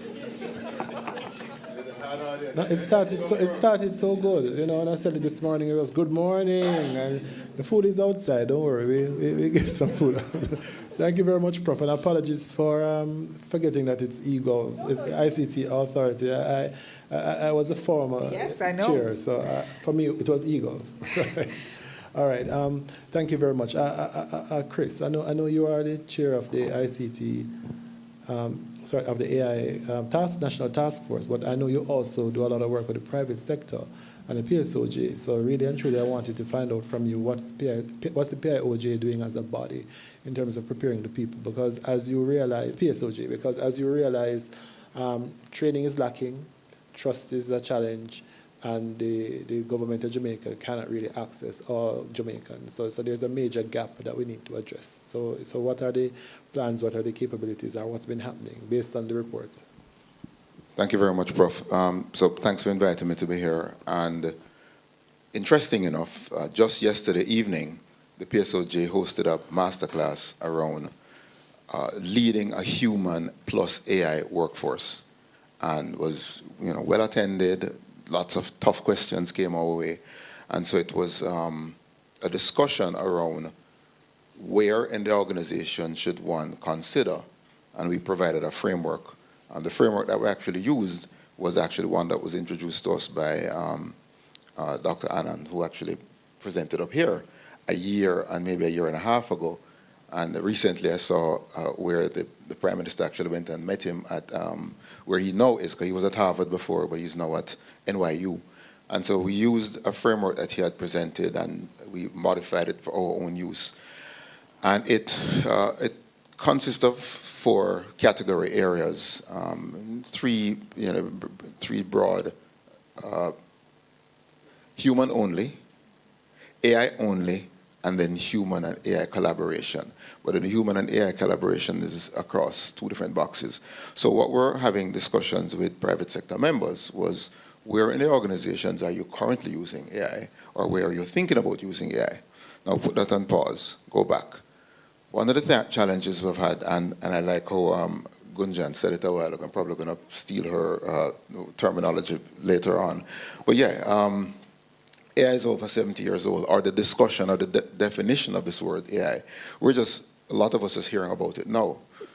And what has been happening, sadly or happily, I'm not sure, I think it's sadly, is that we're calling almost every single solitary technology AI. Every single thing that is, the light flickers, it's AI. No, it's not. And so we've had, in that discussion, very high level definition to keep people grounded as to what is AI and what is not AI, because it's hurting their pockets. Solutions that you would have had to acquire for this amount of investment, because AI is bolted onto the words, all of a sudden now you're asking for more money or asking for more involvement in external people to come in and help you, when, as you said in your opening remarks, you yourself are just building things. And you and I spoke earlier, I have friends who have a staff of 15 and only 5 are human, right? So it is, we're at this massively exciting and scary place with respect to this technology change. And as someone who's been in the industry, as was said, that introduction for 40 plus years, every time that I've had to go into offices to implement technology, you have to get over this fear. And we've been doing it over and over again. So when the first time I was lifting up those computers to go and install in people's office, remember those days, Maria, right? Coty, what we used to, I mean, Cuthbert Lloyd, IBM, we were partners for decades, and when we were implementing systems and solutions, we had to go in and reduce that fear and try to explain and then train and then make it approachable and easily approachable. So, Prof. Waller, we're still doing the same thing with AI now, but AI is a little bit more scary because AI just does a few things on its own. And so where I am going out there and telling everybody, oh, this is, I use AI and call it augmented technology. I don't call it artificial. Because really and truly, there's nothing artificial about what's going on now. The term artificial was concocted, created to sell. And it does sell. Because when you bolt on AI into anything, everybody wants to learn more or run. One of them, right? And so getting this understanding of what really is AI and how it can help. So the basic framework that we were using yesterday with the PSOJ group, and I've been using it over and over for the past year. On one axis, it is the amount of human interaction required to make this decision. Because all of us have decisions that the process is already fully documented. I don't need to have to come and touch it and feel it. But especially for persons in the legal field, you don't want to make no full automation around some of those legal decisions because problems will happen, and as we have seen. So that's on one axis. How much human interaction, or is this entire process fully documented already? And on the other axis, what is the cost of error? Is the cost of error massively high? Is it going to, as we say in Jamaica, going to burn your pocket? Or is the cost of error very low? In other words, if I called into the system and your system told me that your closing hours, I have a restaurant, it's 5 to midnight. If they told the people that the closing hours is 11, what's that cost of error to me? Versus saying just, hey, apologies, it's actually 12 o'clock, we open until. So the axis, cost of error, and the other axis, cost of amount of knowledge required. So if you have every single solitary thing fully documented and the cost of error for this process is low, throw as much technology as possible, whether it's AI or just some sort of automation. On the opposite end, if the cost of error is high, and then there's a lot of tacit knowledge. My basic example that I give with the amount of knowledge required, I said, whoever are parents, you think you could write as detailed as instruction and hand to your child and say, learn to ride a bicycle by reading this? Not happening. Right? You have to be there. So your empathy, your care, your everything that you're doing has to be there to get that process completed. And of course, it's going to take days and weeks depending. And so that's the basic example of our own tacit knowledge versus explicit knowledge. And that's some of the discussions we're having. And then we asked the group, it was a workshop, I asked the group to go through within the things that you do. What do you actually hate doing that you think is fully documented that you could throw to automation? So we're kind of just reducing the anxiety by letting people know that this thing is going to give you back some time and it's going to help you. So that was the main discussion for yesterday. But overall, we have to be balancing out the human component. How are we introducing this thing in the organization, reducing the fear? And of course, a lot of it is connected directly to leadership and management in the organization. And the people who do it wrong are having problems, and the people doing right are benefiting positively. Thank you very much, Mr. Record. Thank you. As it relates to the bicycle, every now and then I go and look what's happening in the U.S. Patent Office on their website. So I can recall 2 patents that may, in the future change up that philosophy. One is a microchip that you put in your frontal lobe that you can, that scene in the Matrix that you call and say, download the knowledge to fly the helicopter. It will allow you to download the knowledge to fly, but you have to pay for it. You can pay for the knowledge for an hour, you can pay for it for a week, you can pay for it for a year, but you're going to buy knowledge now. which may render universities and high schools inept. And the other are nanobots that, well, whether or not it's mRNA or otherwise, but the other one is nanobots, and a recent patent will give you the capabilities to actually for them to take control of your entire body and do whatever it is that you want to do. So I'm just telling you that we're no longer in Star Trek or Black Mirror anymore. We're here. Prof, happily I'll be gone when all of that becomes reality. Because I do not want to have that experience. Marisa, I don't know about you. We have nothing injected in your head? No, boss. Maria, thank you very much for coming here, Dr. Myers. Hamilton, although you're the chair, the CEO of Spectrum Management Authority, your area of expertise is e-learning. And one of the things from the study is that there's a learning gap. There's a deficiency here. Just 6% of Jamaicans are trained in AI. What do you think we need to do, the government, the civil society, such as the university, or the private sector, to try to see if we can scale and move this up further? So first of all, I think the data was so rich and so comprehensive, and it really wonders to the team that went behind this. And it carried me back to the pandemic. It carried me back when the whole change, that shift in learning, teaching and learning changed. Because even though you mentioned the Industrial Revolution, and we have moved to the digital era, the classrooms are still industrialized.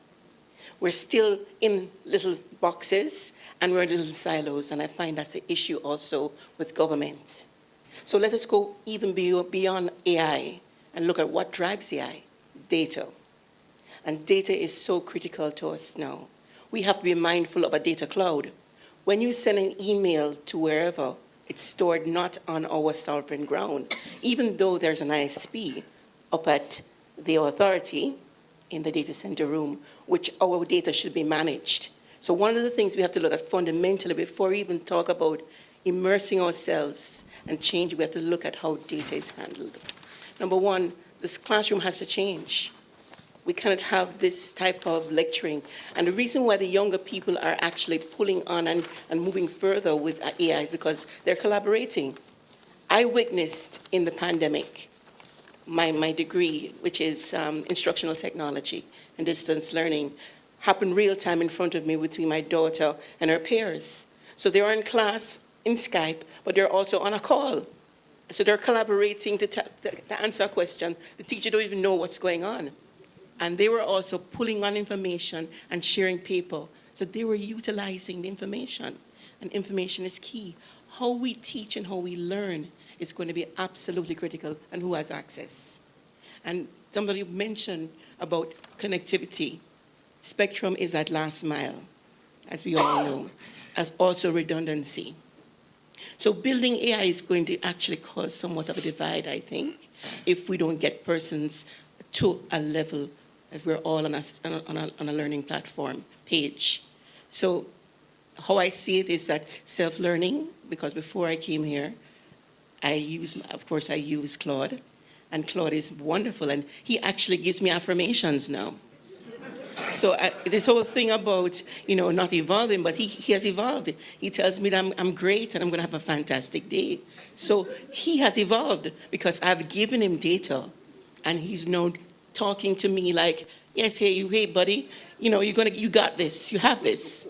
So learning has to shift. Our paradigm, or all our beliefs, I think, are now being, I want to say threatened, because the fact is, AI, augmented intelligence, is here.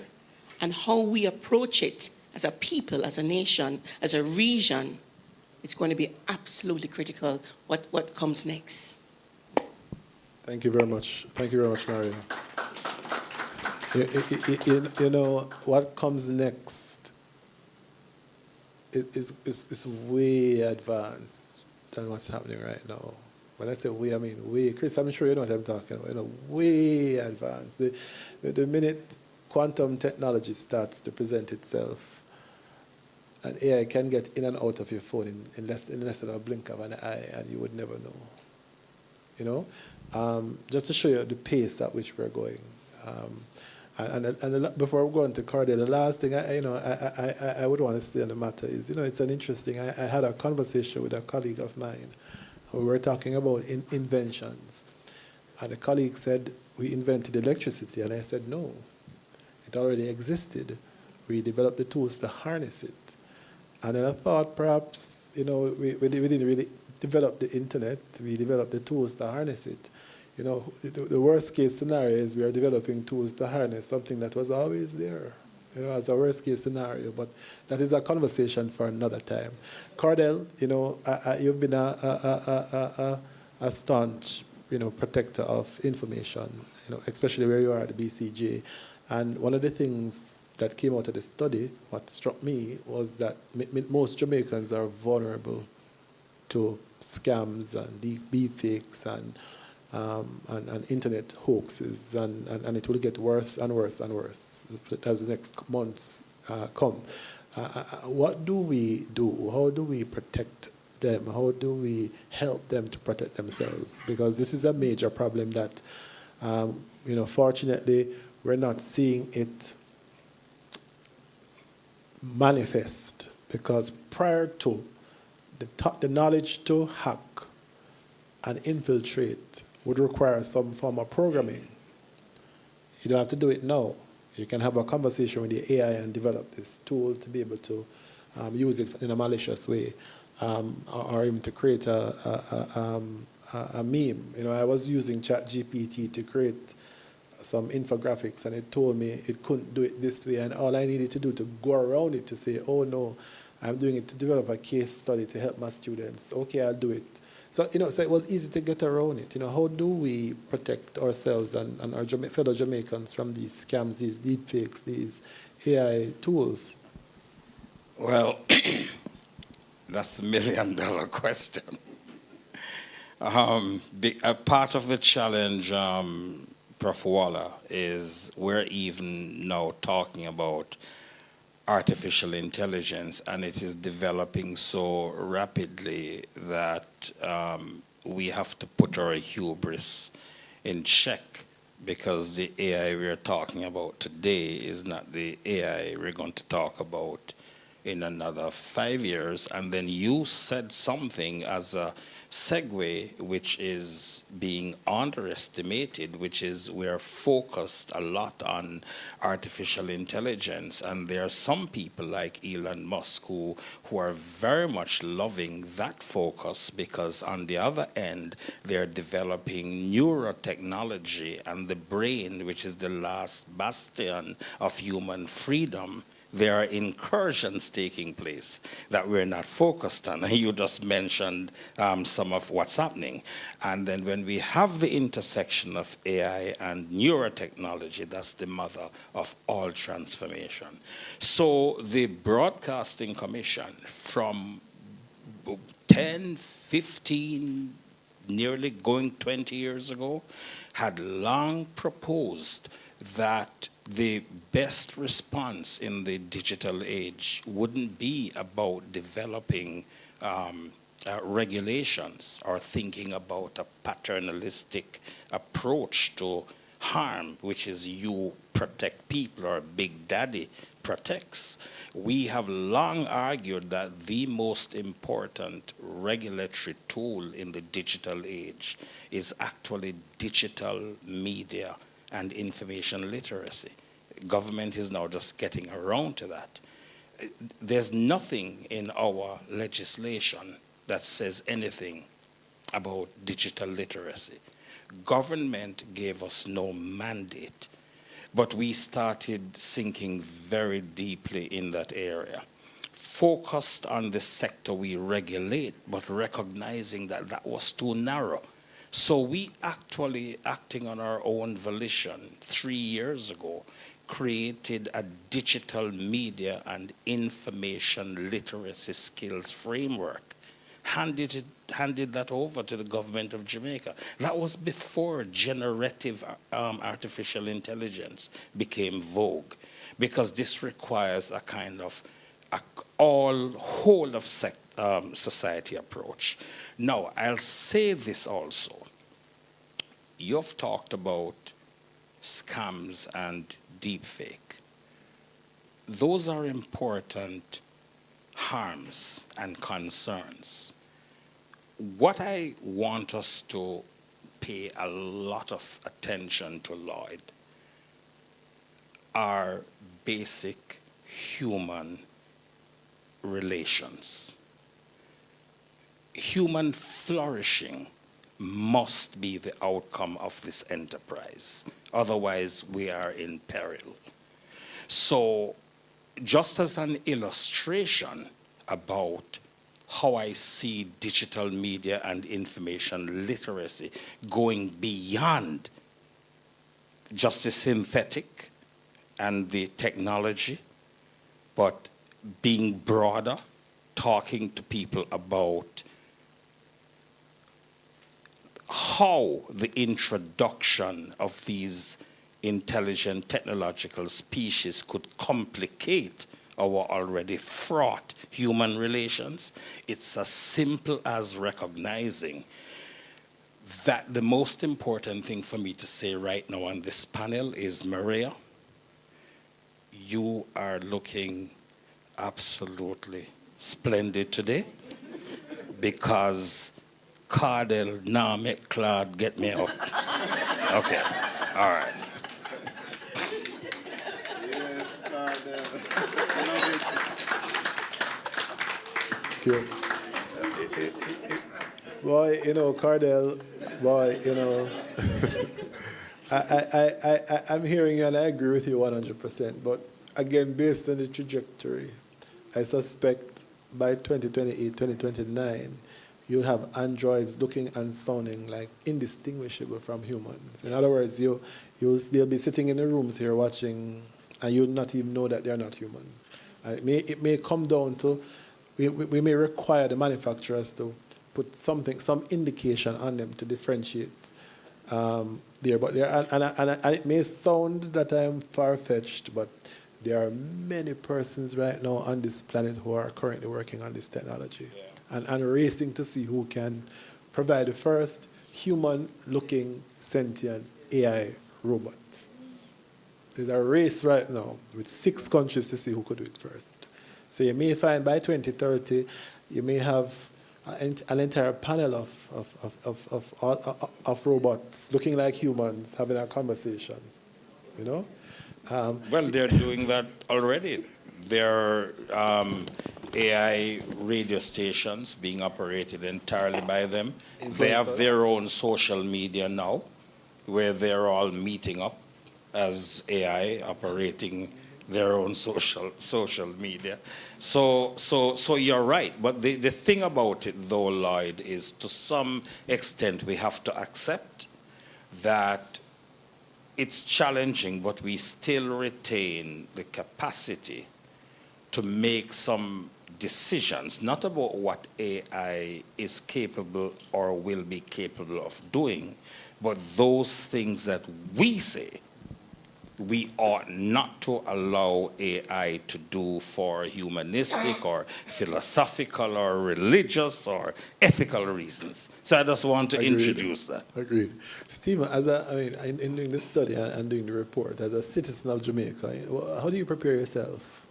You know, what do you need to do? What do you tell the regular citizens? What do I need to do to prepare myself for the next 5 years, for what is to come?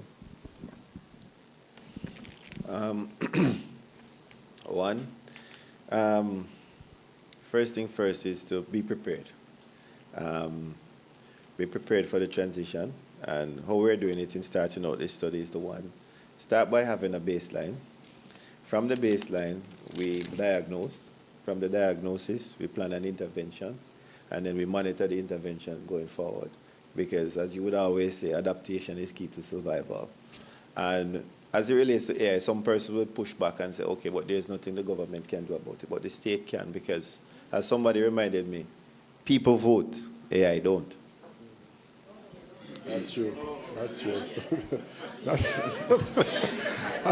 I'm going to ask a general question to everyone, and then I'm going to turn it over to the audience. And this is the general question. All 4 industrial revolution led to a widening of the gap between the haves and the have-nots. You know, the last one in particular, the digital divide, was the greatest inequality that has ever existed in mankind.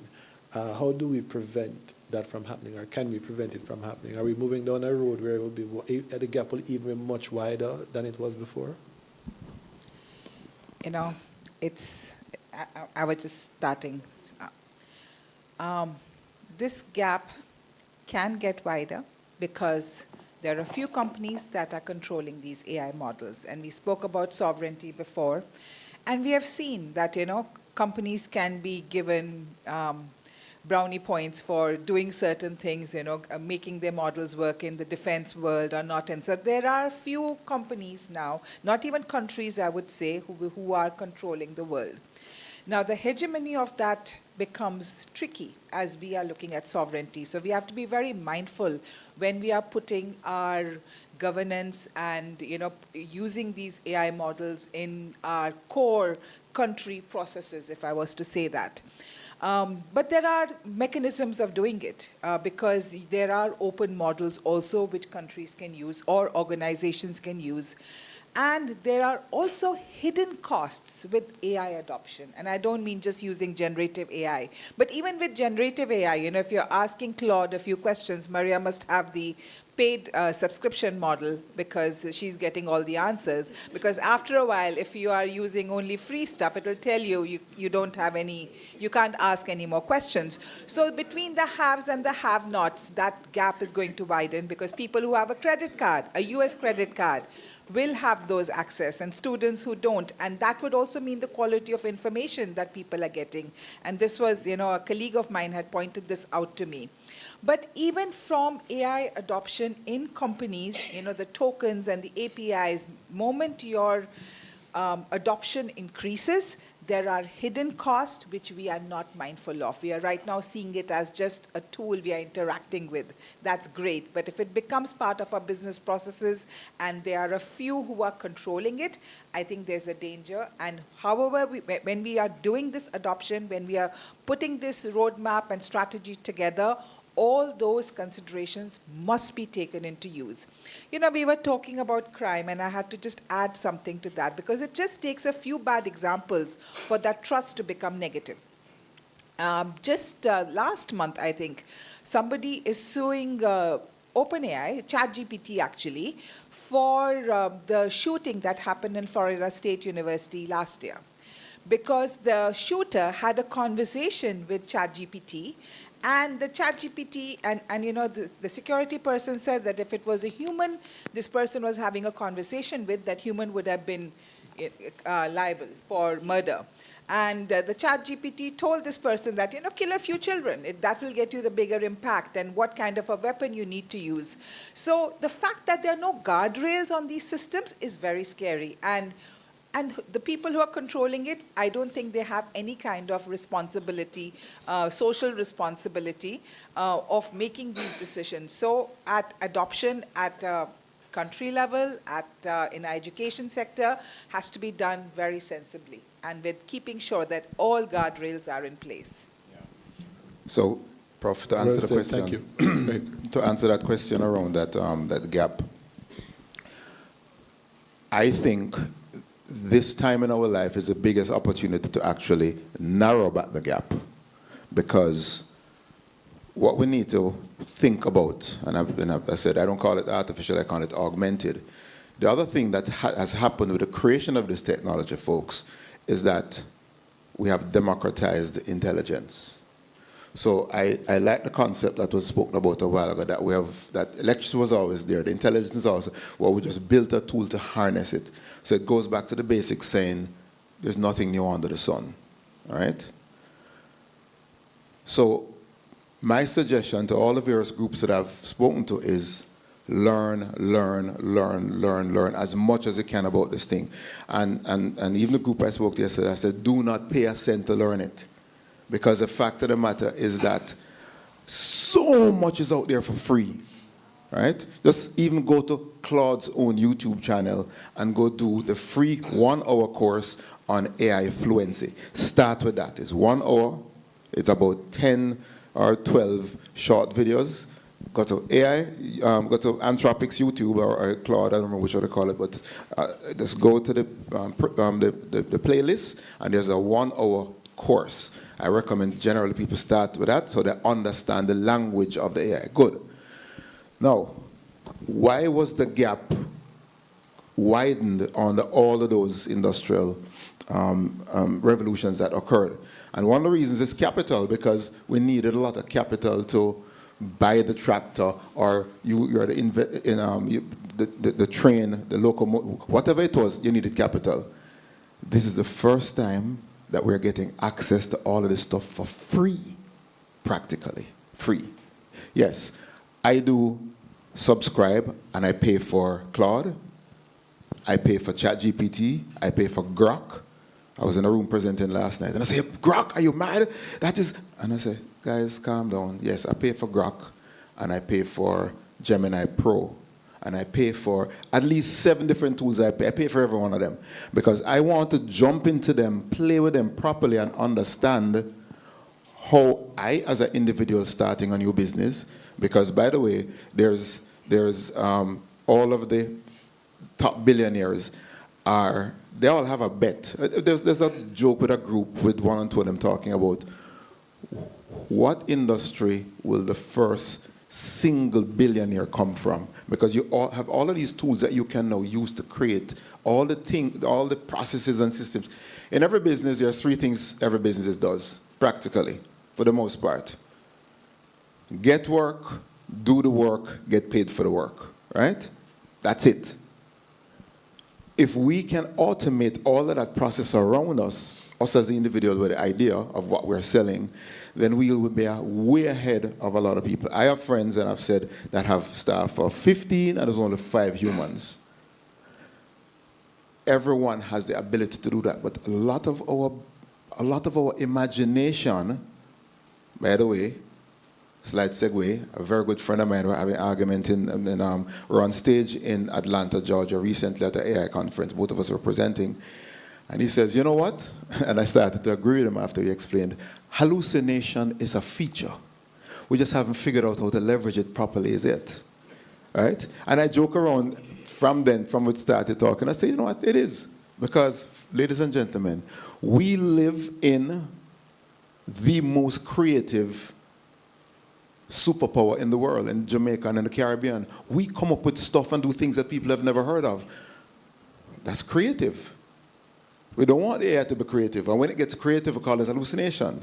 But we don't figure out how to harness it properly yet. Somebody will, maybe somebody in this room, maybe one of Prof's projects that you will start afterwards, who knows.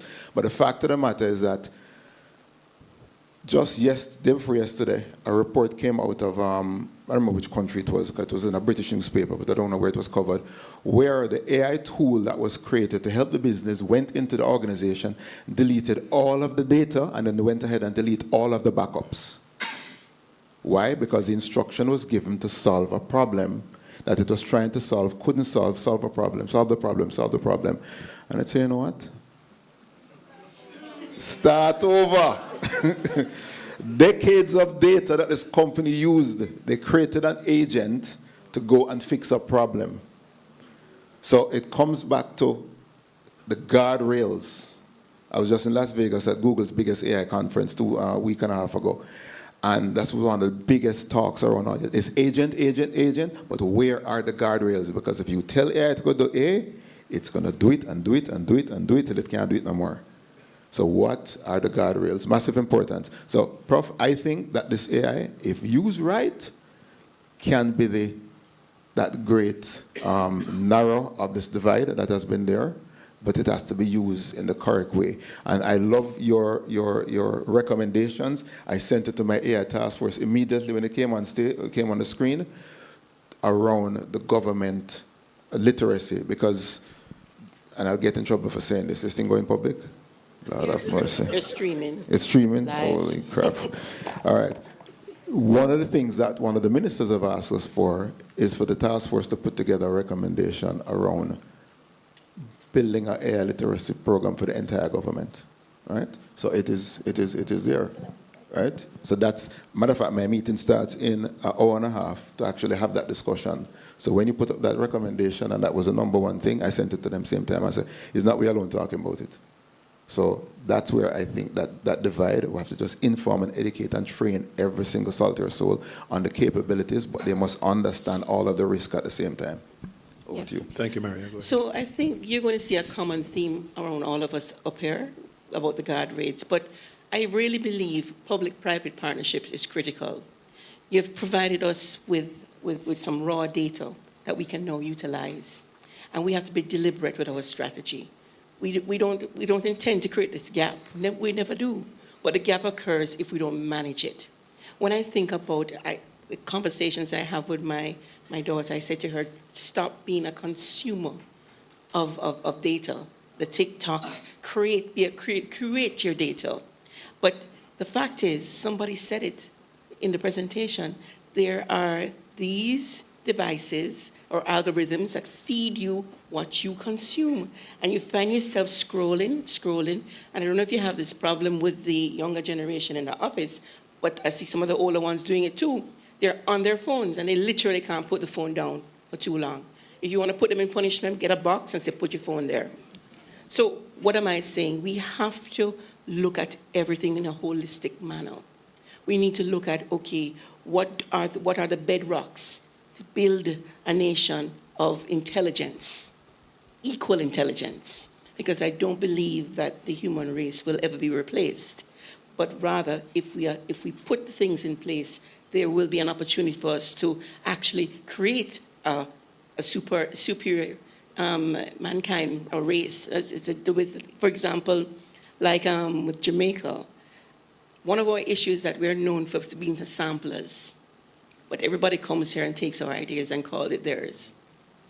How can we harness what we have here as a nation and utilize this technology in a manner that lifts our country up and equally try to lift everybody up?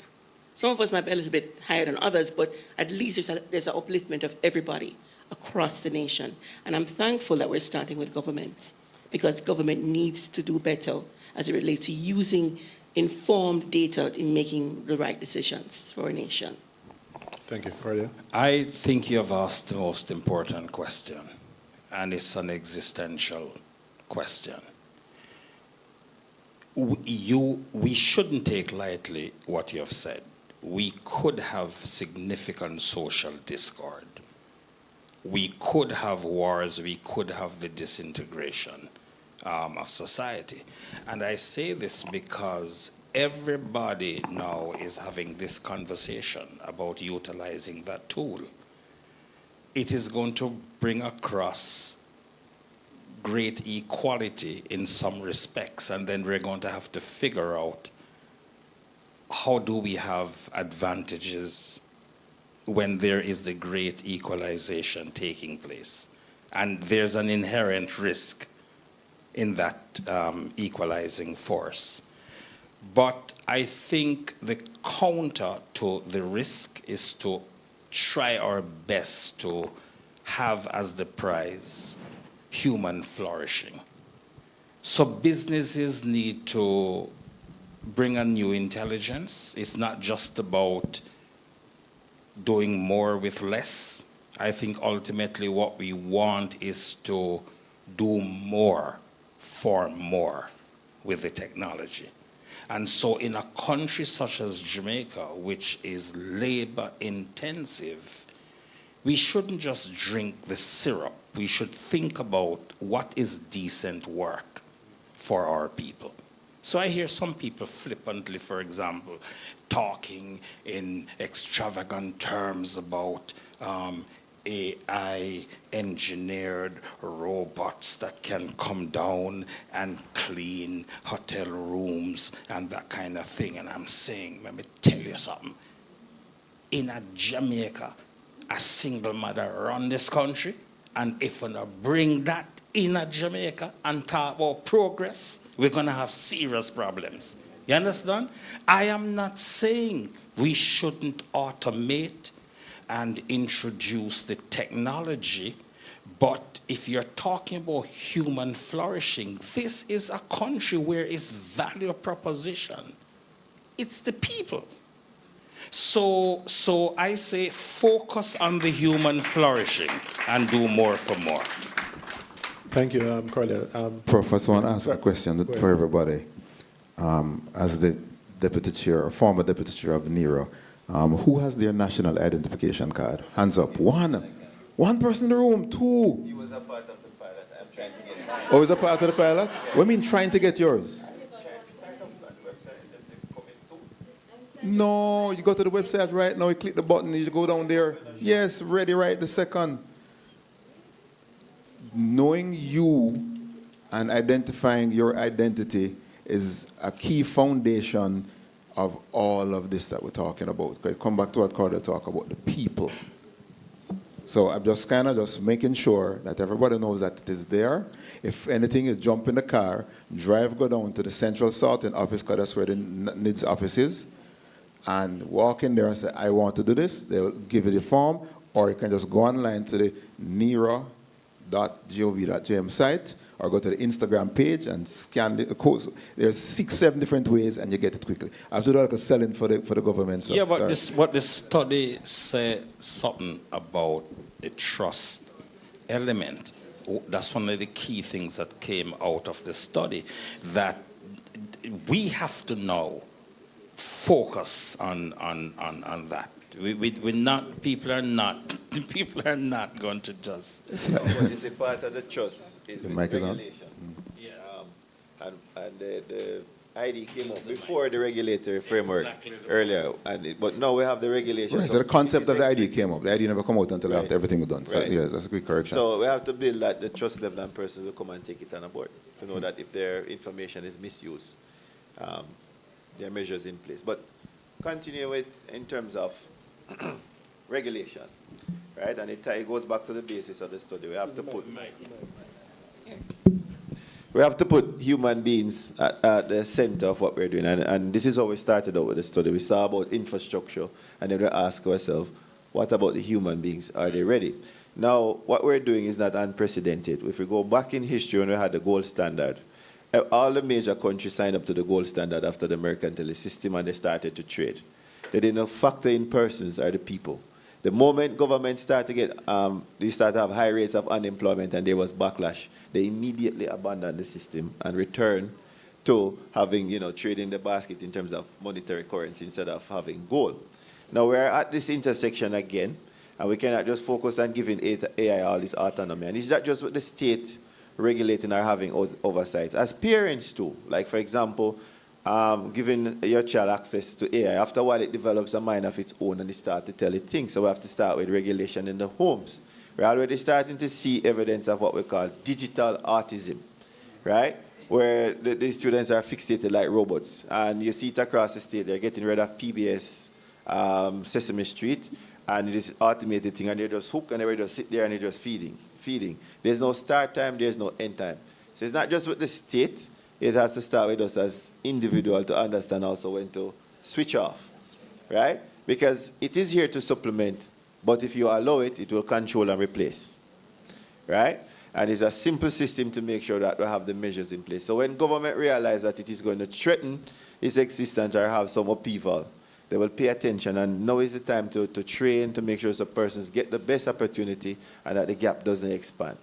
And when that reality faces government and you tell them that way that it equates to vote, then persons will pay attention and make sure that we have a system that will benefit human beings as we go forward. Of course, there's going to be a gap, but it's to ensure that the gap is not too wide.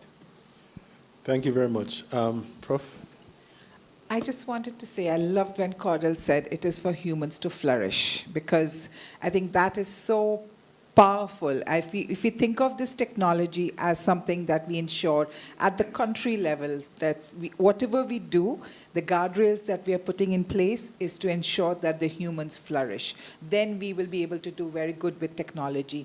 And, I think the gap is for us to manage, because the cost and the learning and what we can do, and maybe the learning from others, I think we can take a lot from that. But I think the philosophy to ensure that we are flourishing is very, very powerful. And I'm going to answer my own question from a behavioral standpoint. My challenge is human nature. I don't think the problem is technology or AI. The problem is human beings. The bad mind. The bad mind, right? And now let me just tell you, a couple years ago I did a study, and the main question was, why is it that Jamaica doesn't have a Microsoft or a Facebook?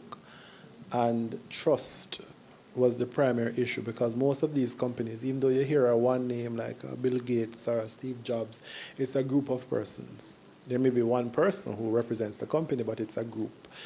In Jamaica, it's a difficulty getting small companies to work together because they don't trust each other, and then if one person has more than the other, they get triggered, you know, with that kind of manifestation, which is a challenge that we need to fix. So there are some human issues, to be quite frank, that we still need to deal with. The greed, which is a major problem. And this technology has a potential to widen the gap. So we have to, when the government is actually, Chris, this is for you, when you're not pushing any social democratic agenda here, but there needs to be some implementation in the guardrails as it relates to managing who is being exploited. You know, in the very same way they look at price gouging, they may need a tool to manage and maintain and ensure that there's some level of equity and balance as it relates to this AI tool itself. And the last thing I want to say is that one of my greatest disappointments from the study was how AI was being used. Very, very basic things. Chat GPT, influencing.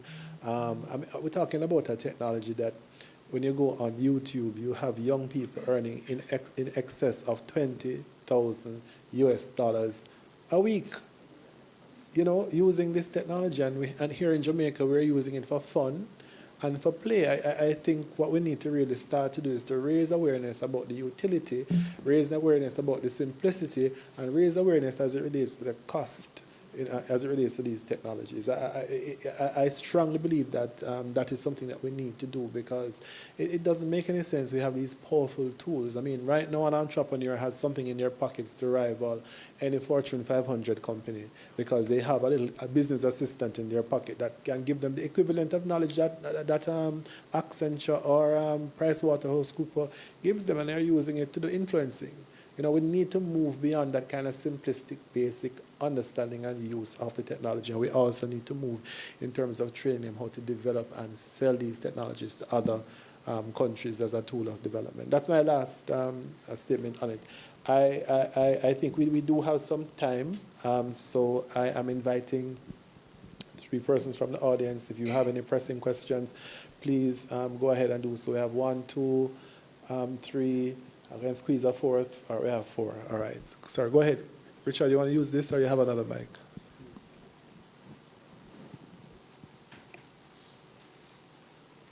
Okay. Who's first? Good morning. Thank you so much. I enjoyed the discussion, the presentation, and I am looking forward to accessing the report to, you know, just to look at the data a little bit more. I looked at the 6% where it comes when in the presentation as it relates to training. And I wondered, I'm not sure if you'll be able to answer this. I'm in education, and I wondered if there'd be a way to factor in, because as Mr. Record said, there's a lot of information online. A number of persons would have sat and watched videos, gotten some assistance in how to really generate effective prompts, how to use the different tools. Is there a way to factor in all the individuals who have done informal training or some amount of have gotten exposure as to how to use these tools? Because I think the 6% seems very low in terms of, based on what you're saying, because we have a number of persons who are actually using it, maybe not monetizing, but are earning from it. But I know a number of persons would have received some amount of training or exposure to how to use them effectively. You want me to take it?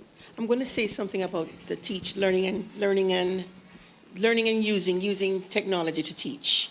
Because if you look back at how teachers are taught, go right back to the teaching colleges. The infusion of technology was not there. My study I did in 2018. What pushed the whole using the blended modality of teaching and learning with technology is the pandemic. We didn't have a choice. Persons had to go home and had to go online. So the curriculum had to be changed, but it was changed in a hodgepodge type of a behavior rather than a deliberate fashion, if that makes sense. So you have to start, again, there's no magic. You have to start with fundamentals. How are we teaching? Who is teaching? How can we create spaces of learning? Because every learner is different, right? But we're teaching a broad brush effect. Again, it's still in an industrialized modality and not in an agile, dynamic, and future-proofing manner. So it starts with that foundation of education. That's my thought. Yes, actually, the 6% didn't surprise me because they said AI literacy. That would include philosophical questions, like do a lot of people know who are some of the people behind the technology, transhumanists, and what's their philosophy about the world. So I think what the study is asking us to examine is to go beyond the superficial, what Prof was saying. What are most people using the technology to do? In other words, we are getting very satisfied about our close acquaintance with AI because we know there's a Claude and a Chat GPT and we can ask some questions. The real question is that sort of surface level acquaintance.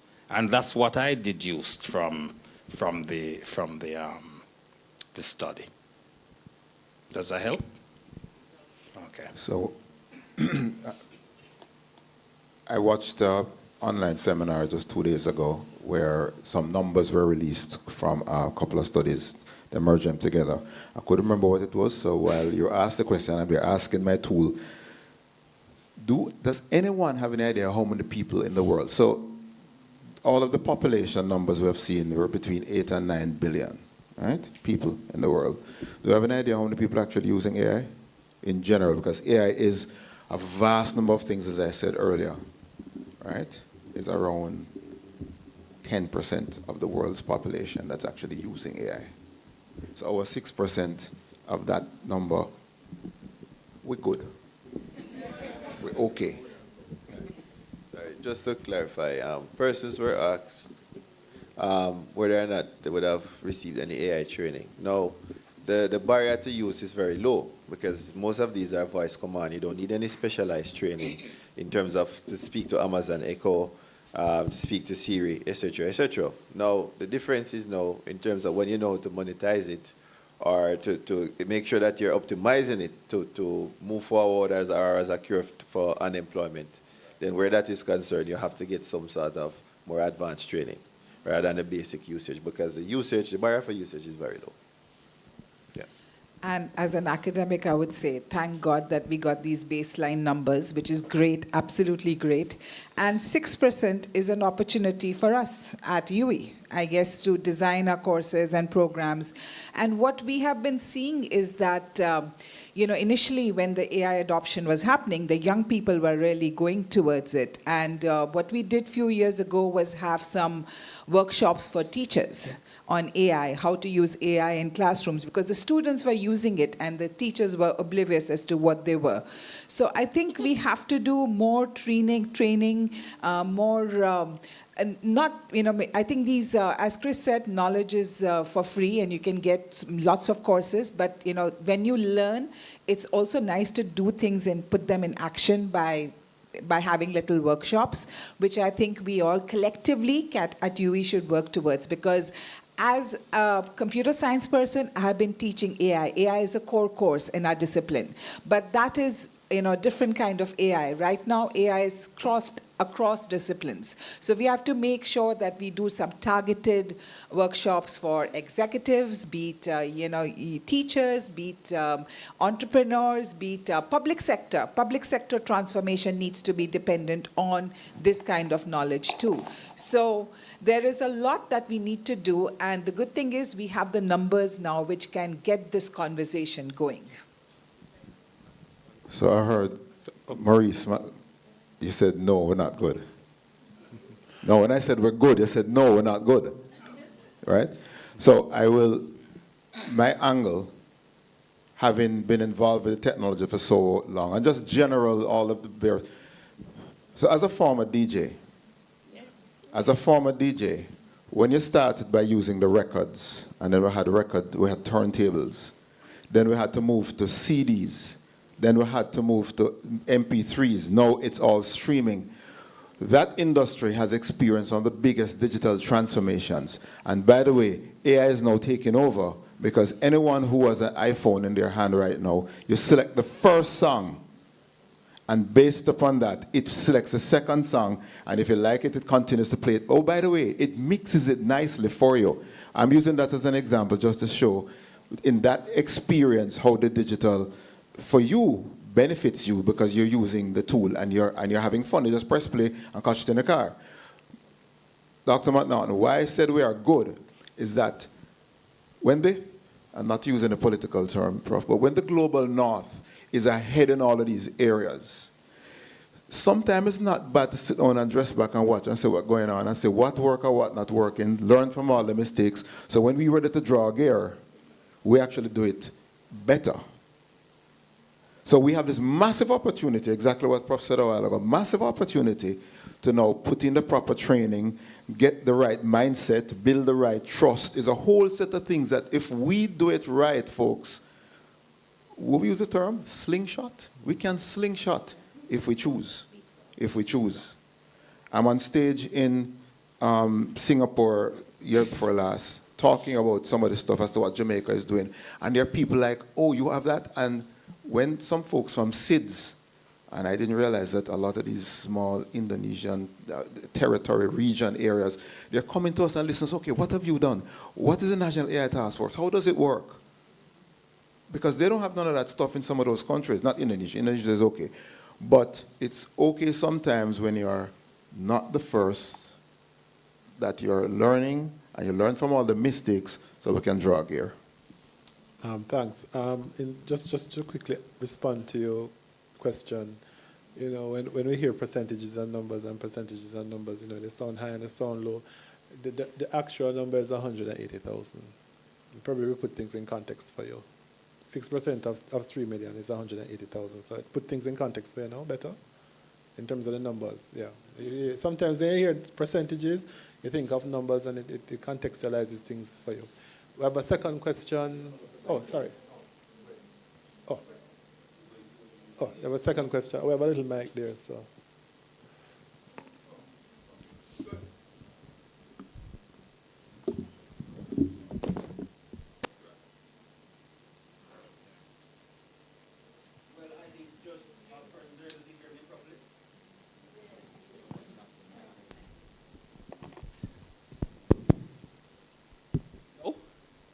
A little bit better. Okay, perfect. Just quickly, if we could just give the panel a round of applause. I think it's brilliant the amount of information we have this afternoon. Just the data, just the raw data, and to be able to experience it at this level is incredible. And it is always good to be able to speak to superstars like yourself. I have one question. I wrote it down so I wouldn't forget it. I usually spend a whole lot of time, looking at organizations like JP Morgan. Jamie Dimon is one of my favorite persons in the world. And they're working on some incredible stuff. I just thought I'd ask, as AI automation dramatically increases productivity, I've often felt that, true progress should not only be measured in greater output, but by the recovery of human time. Now, in this case, my hope is that these advancements could eventually reduce, the traditional work week, and not through severe labor displacement, but by achieving comparable economic outcomes with a more balanced relationship between work and life. Right. Do you envision a future where AI enables societies to shorten the work week while also encouraging more personal forms of entrepreneurship and community-centered economic activity? Could technology ultimately help to shift households to local communities from being primarily labor-dependent to becoming a more creative, self-sustained participants of economic life? Yes. Plain and straight. Yeah. So I'm going to say this to you. Right now, the government is doing this. So I don't know if you recall when Senator Marks went to Parliament and came up with the flex time philosophy. So something she's bringing back is something we had in COVID. And right now, we, and part of the government, is putting in flex time, shortening the weeks and using technology. We're logging in through our VPN, and work is being done. We're processing. We're one of the only regulators in spectrum management that allows anybody to process their license online anywhere in the world. Mm-hmm. And we're moving detention notices that way too. So yes, and yes, because we need to make sure we manage the quality of life. And it's so important we don't lose sight of that. We're here to utilize technology for our betterment. Right. Yeah. Not for their betterment. Right. So, and I love the questions. Thank you so much. Brilliant, brilliant, brilliant question.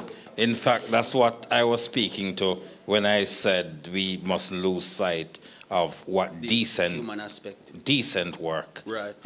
is all about. So I'm happy you've focused us on doing more for more, which is really ensuring at the end of the day that our quality of life improves. Right. That we don't become, as it were, digital scavengers, because that's the risk that could happen with our labor. So we lift our people in terms of their digital media and information literacy. As Prof said, a deeper engagement with these tools, ensure that the closer acquaintance of Jamaican humans with these species result in Jamaicans flourishing. And how we work and what I said about personal relations, Cordell versus Claude, but you've taken us to the family, right? You've taken us to the family, which is core. So thank you for the question. You will never be replaced, Cordell. All right, thank you. Sorry, go ahead. Maurice. Thank you, Laurie. Thank you, yourself and the team from SALISES. Congratulations on this study. I enjoy the work. I look forward to engaging with the details of the report.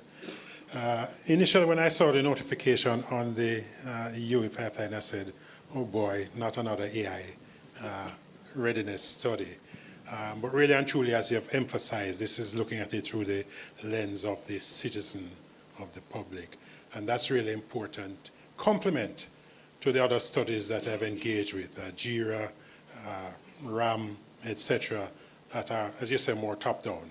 And so my question to you and perhaps to the panel is how do we now take these two sets of studies as complementary to inform the way forward, right? Because citizens that are ready and a government that is not is pure frustration.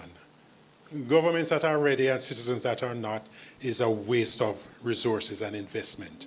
All right? So the question is, how do we address those two things in a complementary way that it can inform something that we have struggled with, right, which is the execution deficit. So I've been involved in studies for the better part, Cordell, of the last decade or so. We've done open data assessment. We've done the global data barometer. We've done JIRA. All of these indices and studies point to a state of readiness or a state of maturity. But we fail in execution. We fail with coming up with a kind of implementation trajectory which says, okay, this is my baseline. This is where I'm starting from. How do we move forward in a systematic way? And I had to smile, Chris, when you asked your question, right? Because last year, almost 12 months ago, in this room, you asked the same question about how many people have a NIDS card. And the answer was the same, 1 or 2. So it means that we put all these platforms and we do all these studies, but we fail with execution.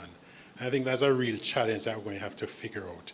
Otherwise, we're going to be found wanting next year and the year after and 10 years from now.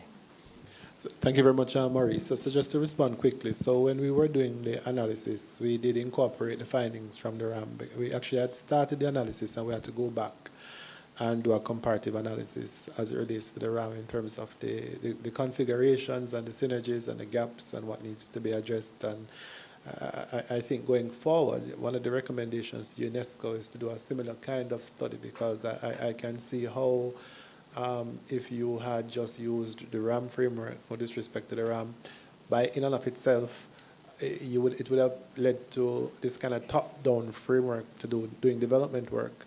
It would have led to outcomes that would have not achieved the goals that we would have wanted. Remember, that's what they did in 1919 up to 2020 with ICT for development. It was primarily top-down, and as a result of that, and data-less, and as a result of that, many persons benefited. Certainly the international organizations and the consultants, but the digital divide just widened because there was not enough data to determine upfront who were at risk. We have that data now. Their capabilities and capacities, we have that data now. How they feel about the technology, we have that data now, such as issues such as trust and what you need to be able to engage them, to get them to use the technologies in that particular way. So we have that data now. And we didn't have it when we were doing ICT for development, and that was one of the motivations for doing this particular study, because we cannot do effective planning without knowing what we're planning to do and what is happening itself. Sometimes sometimes I hear some assumptions and I wonder how, and when you challenge them about it and they cannot respond, you just say to yourself, it's just a hypothesis that I also have. And thus the study itself essentially has 12 hypotheses, 12 research questions that generally capture all of the different assumptions and issues that are germane to the private sector, the public sector, civil society, specifically universities, and those persons planning to fund and implement AI for development projects, which are development agencies and probably foundations. I hope I answered the question. Thank you. Sorry, go ahead. Maurice, from ICT Authority's perspective, I would like to say that we have been working on, the small digital public infrastructure components, and I think now is time. And I was having this conversation with the CIO that the governance framework really needs to be set. So how do we start putting AI-enabled government services? I think that will be also, meaning it doesn't have to be AI technology in action, but it has to be that it's enabling the process. So the business processes which the citizens can impact the citizens, and I think we can use the Professor Pandit's matrix for low cost and high impact, and what data is needed, explicit or tacit, especially for explicit and low cost solutions. We can start thinking about that. And the good thing is that Chris is the deputy chair and I'm the chair. So from the board, we are going to make sure that we get the governance ready, because I think we all will agree that governance is critical, making sure everything is in place, and then maybe start with a pilot. But I know an issue with the pilot is how do we scale up? So we will work towards that methodology and then ensure that it can happen for more of the public sector transformation. And involve the church. Amen. Thank you. We have two more. Sorry, go ahead, sir. Thank you. Thank you very much, Professor. Well, a question to you. Education is our only salvation, in my opinion.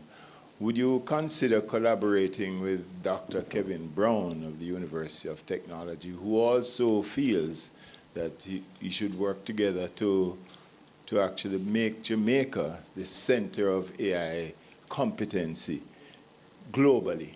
And I ask that question simply because collaboration will, in fact, broaden your power base and the spectrum across Jamaica. So that's just a question that I had for you. Maurice has actually brought two others, so please just allow me. The University of the West Indies is definitely the king of the wild when it comes to tertiary education.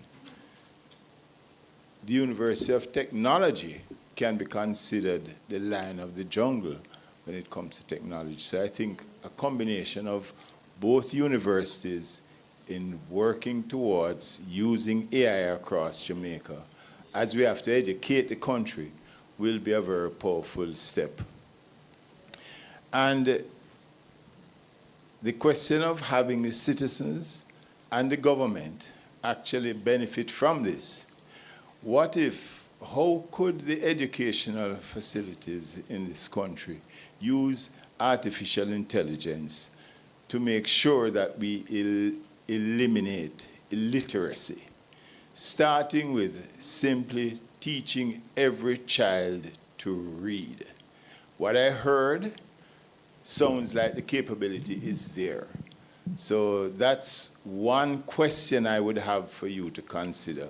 I understand this is a task, this is not the task force of implementation, but maybe that recommendation could come out of your studies. And of course, the other part of it, governance or government. If we were to apply this technology in our parliament, where we could become the most efficient parliamentary system, we could have the most efficient parliament, then you would have the people of the country on your side. Every child can read. The government operating most efficiently with this technology, which really is a supercharged accelerator of processes. So the question is, Professor Waller, would you consider collaborating with UTech and recommending to the government that AI be used to make sure that every child can read as a base? And that would, in fact, convince the entire country that this technology can, in fact, propel Jamaica to the heights that we'd like to see it. So this is my personal response, because you said you. I am a firm believer in national systems of innovation, which is an old economic theory about, universities working with civil society, working with private sector, working with government for the betterment of the country. It has been a substantive tool used in Nordic countries, and in the United States, it's a clear indication of that with Harvard and Yale and many other universities that are very tied, used to be very tied to the U.S. government. So yes, the answer is yes. I would definitely want to partner. Look, we live in a small country. The resources are limited. We have to work together. We have to work together. There's no if, buts, and ands. We have to work together in order for us to be able to move ahead. That has to be the only approach. As it relates to the use of AI in Parliament, certainly I would love to see not just the Jamaican Parliament, but any Parliament on the planet. There's an AI that manages micro-expressions. Every time a parliamentarian or a congressman or a congresswoman lies, you go, beep, lie.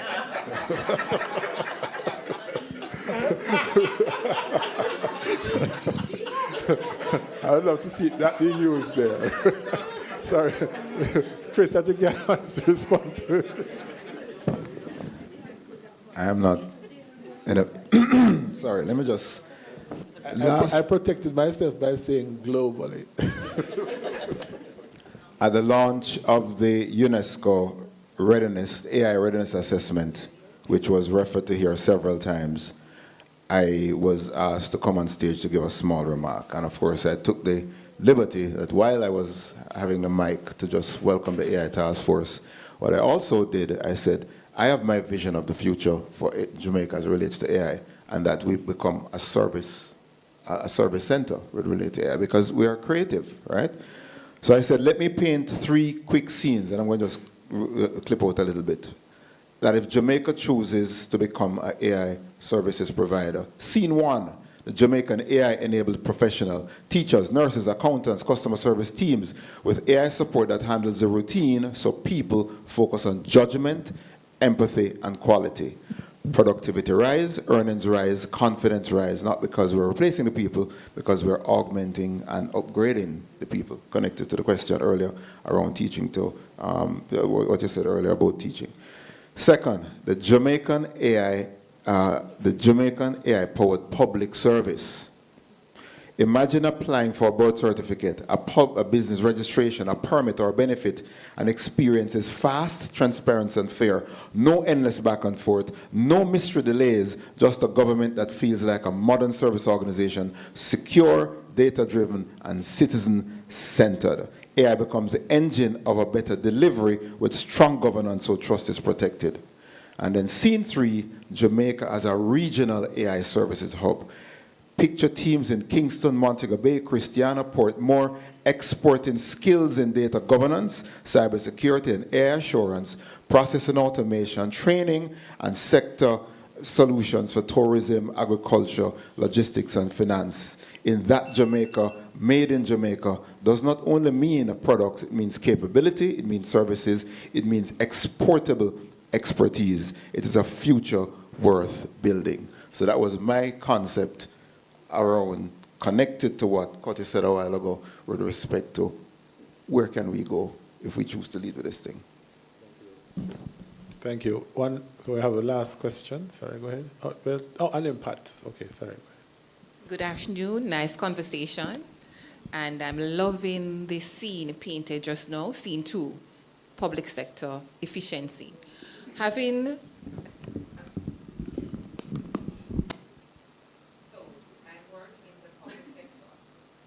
Turn it off when you press the button.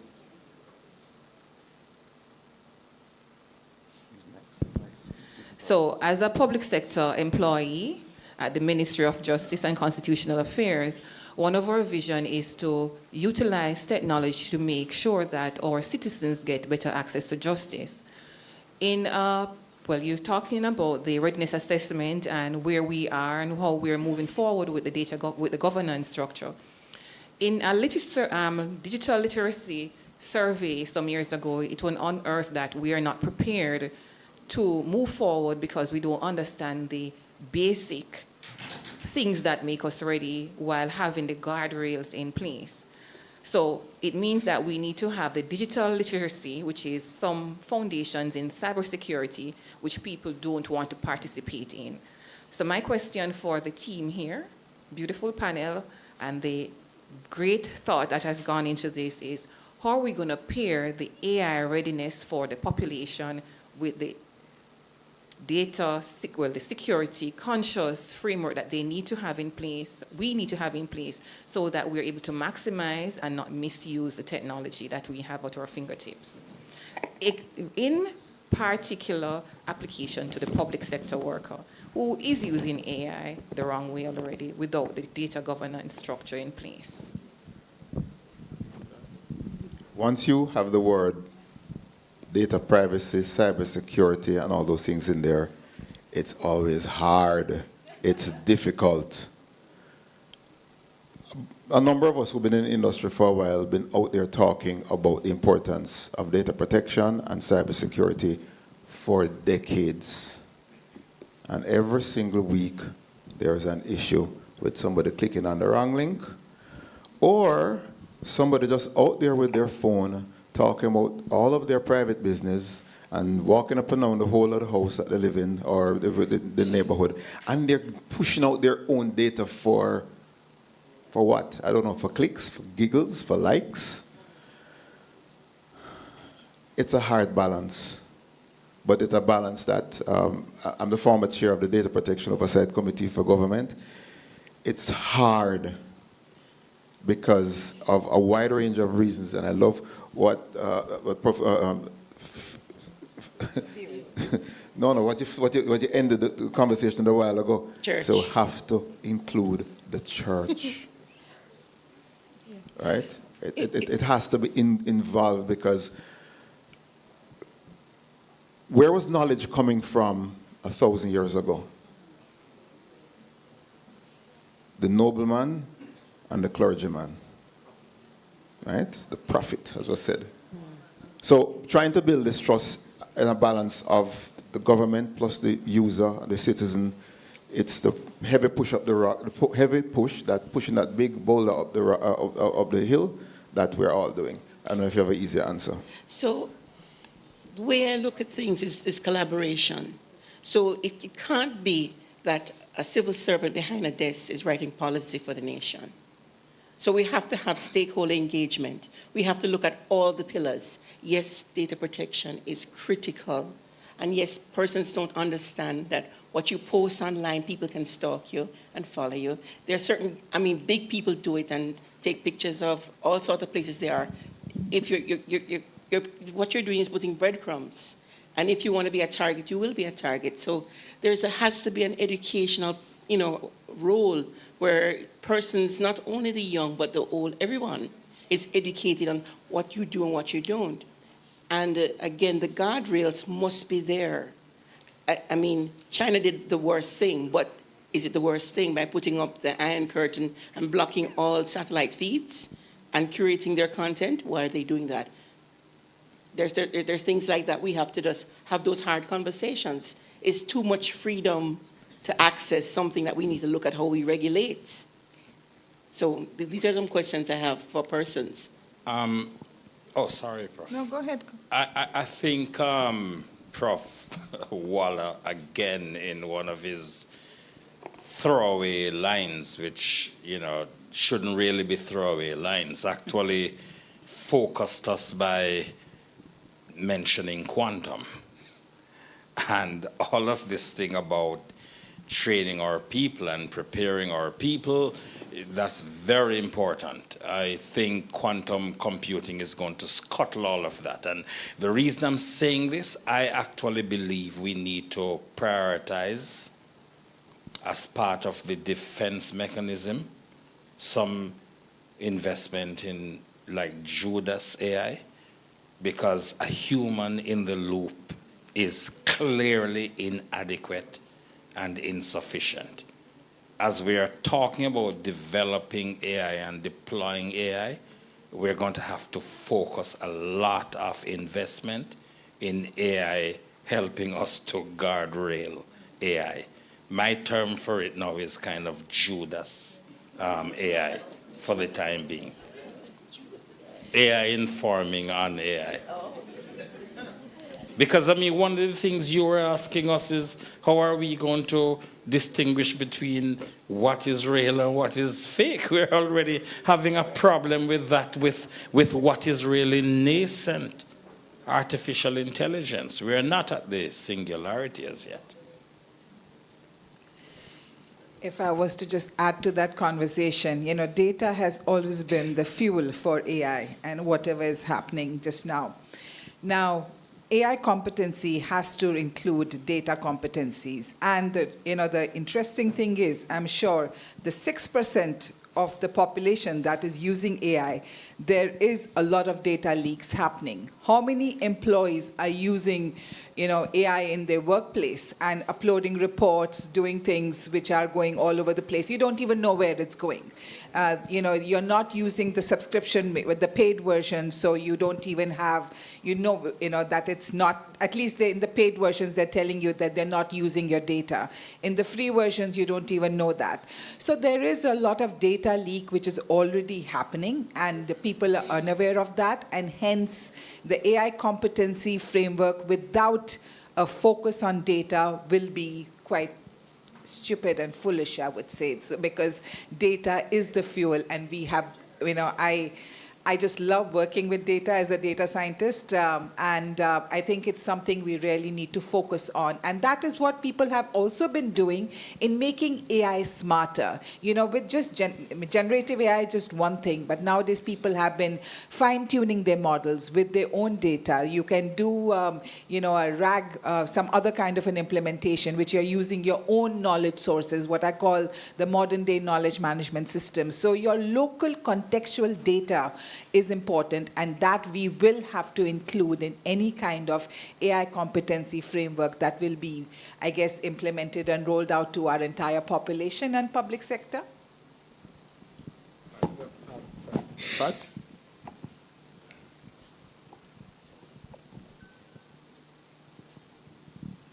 Okay, go ahead. Okay.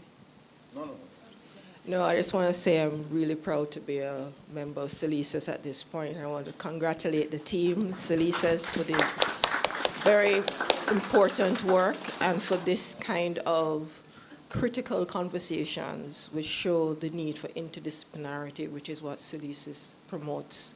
And I think, I don't know who are the members in the AI task force, but we certainly need to have that interdisciplinarity involved. And that's a preface to the question that I have in terms of the conversations we're having on AI. That have we been looking at issues of in relationship to eco-sustainability of AI technologies?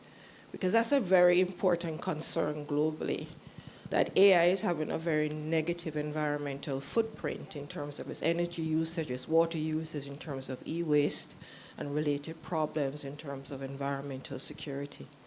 As a small island country that has gone through back-to-back hurricanes, we need to be very clear that when we're advocating for technological innovations, we're doing it in a holistic way that recognizes the ways in which technological change, just like growth, has brought environmental consequences, disasters that we have to now be managing.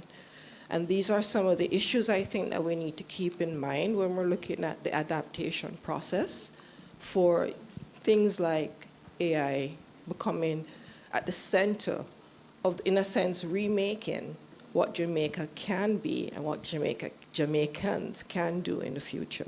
So one of the issues I wanted to just put on the table is that we need to maintain environmental advocacy, environmental critical awareness of some of the ways in which this engine of innovation, some people call it disaster capitalism in other contexts because of its impact on planetary health. How does it impact on small states? How does it impact on our ability to maintain the technology in a sustainable way and advocate that we need 1.5 to stay alive? Thank you. Thank you very much, Pat. And thank you very much, everyone, for coming here today. It's been an honor and a pleasure, and I'm very happy to see that the interest is there, and I'm also very thankful to our partners, and I'm pretty much sure we're going to be doing a lot of work together. I am hopeful for the future. My hope is more on the Star Trek, Star Wars version of the future, not the Terminator version of the future. Because when Pat spoke about the energy consumption issue, I reflected on the reason why the Terminators needed to turn us into human batteries in the first place, because of energy. So I reflected on that particular moment. But as I said, I'm hopeful that will not happen, the Matrix. That will not happen. The Matrix and the Terminator, they were written by the same person. One was before, and the Matrix was after the Terminator, apparently. But we're talking about things that won't happen in our lifetime. Hopefully not in our lifetimes. And I'm very hopeful that as responsible human beings, that we will put the necessary guardrails in place to ensure that our species lives on. Cardell, I will leave here today remembering how you referred to the AI as a sentient other being. When you use the word creatures. I'll leave here today because it's a real, for those of us who have Claude and use Claude on a daily basis, it's sometimes, and it does happen, sometimes you forget that you're talking to an AI. It does happen because even when you use VR technology in the metaverse, if you're in there for a prolonged period of time, you forget that you're actually in a virtual reality, because the brain is very funny that way. So, now we're moving down into a particular space, unknown territory for many of us. I'm very happy to observe it. I'm very happy to archive and document it. It's going to be very interesting, and I'm looking forward to the next 5 years, to be quite frank. How human beings navigate this situation. Thank you, everyone, for coming. I'd like to thank the sponsors. Again, I'd like to thank Our SALISES staff, I don't even see Cara. Where's Cara Harris? Cara is at the back there. Our SALISES staff, our chief of staff, Richard, who's in charge of IT, and Justice and the team from PR, etc., and the other PR team that made themselves available today. Thank you very much, everyone, and we have some refreshments outside. Thanks again.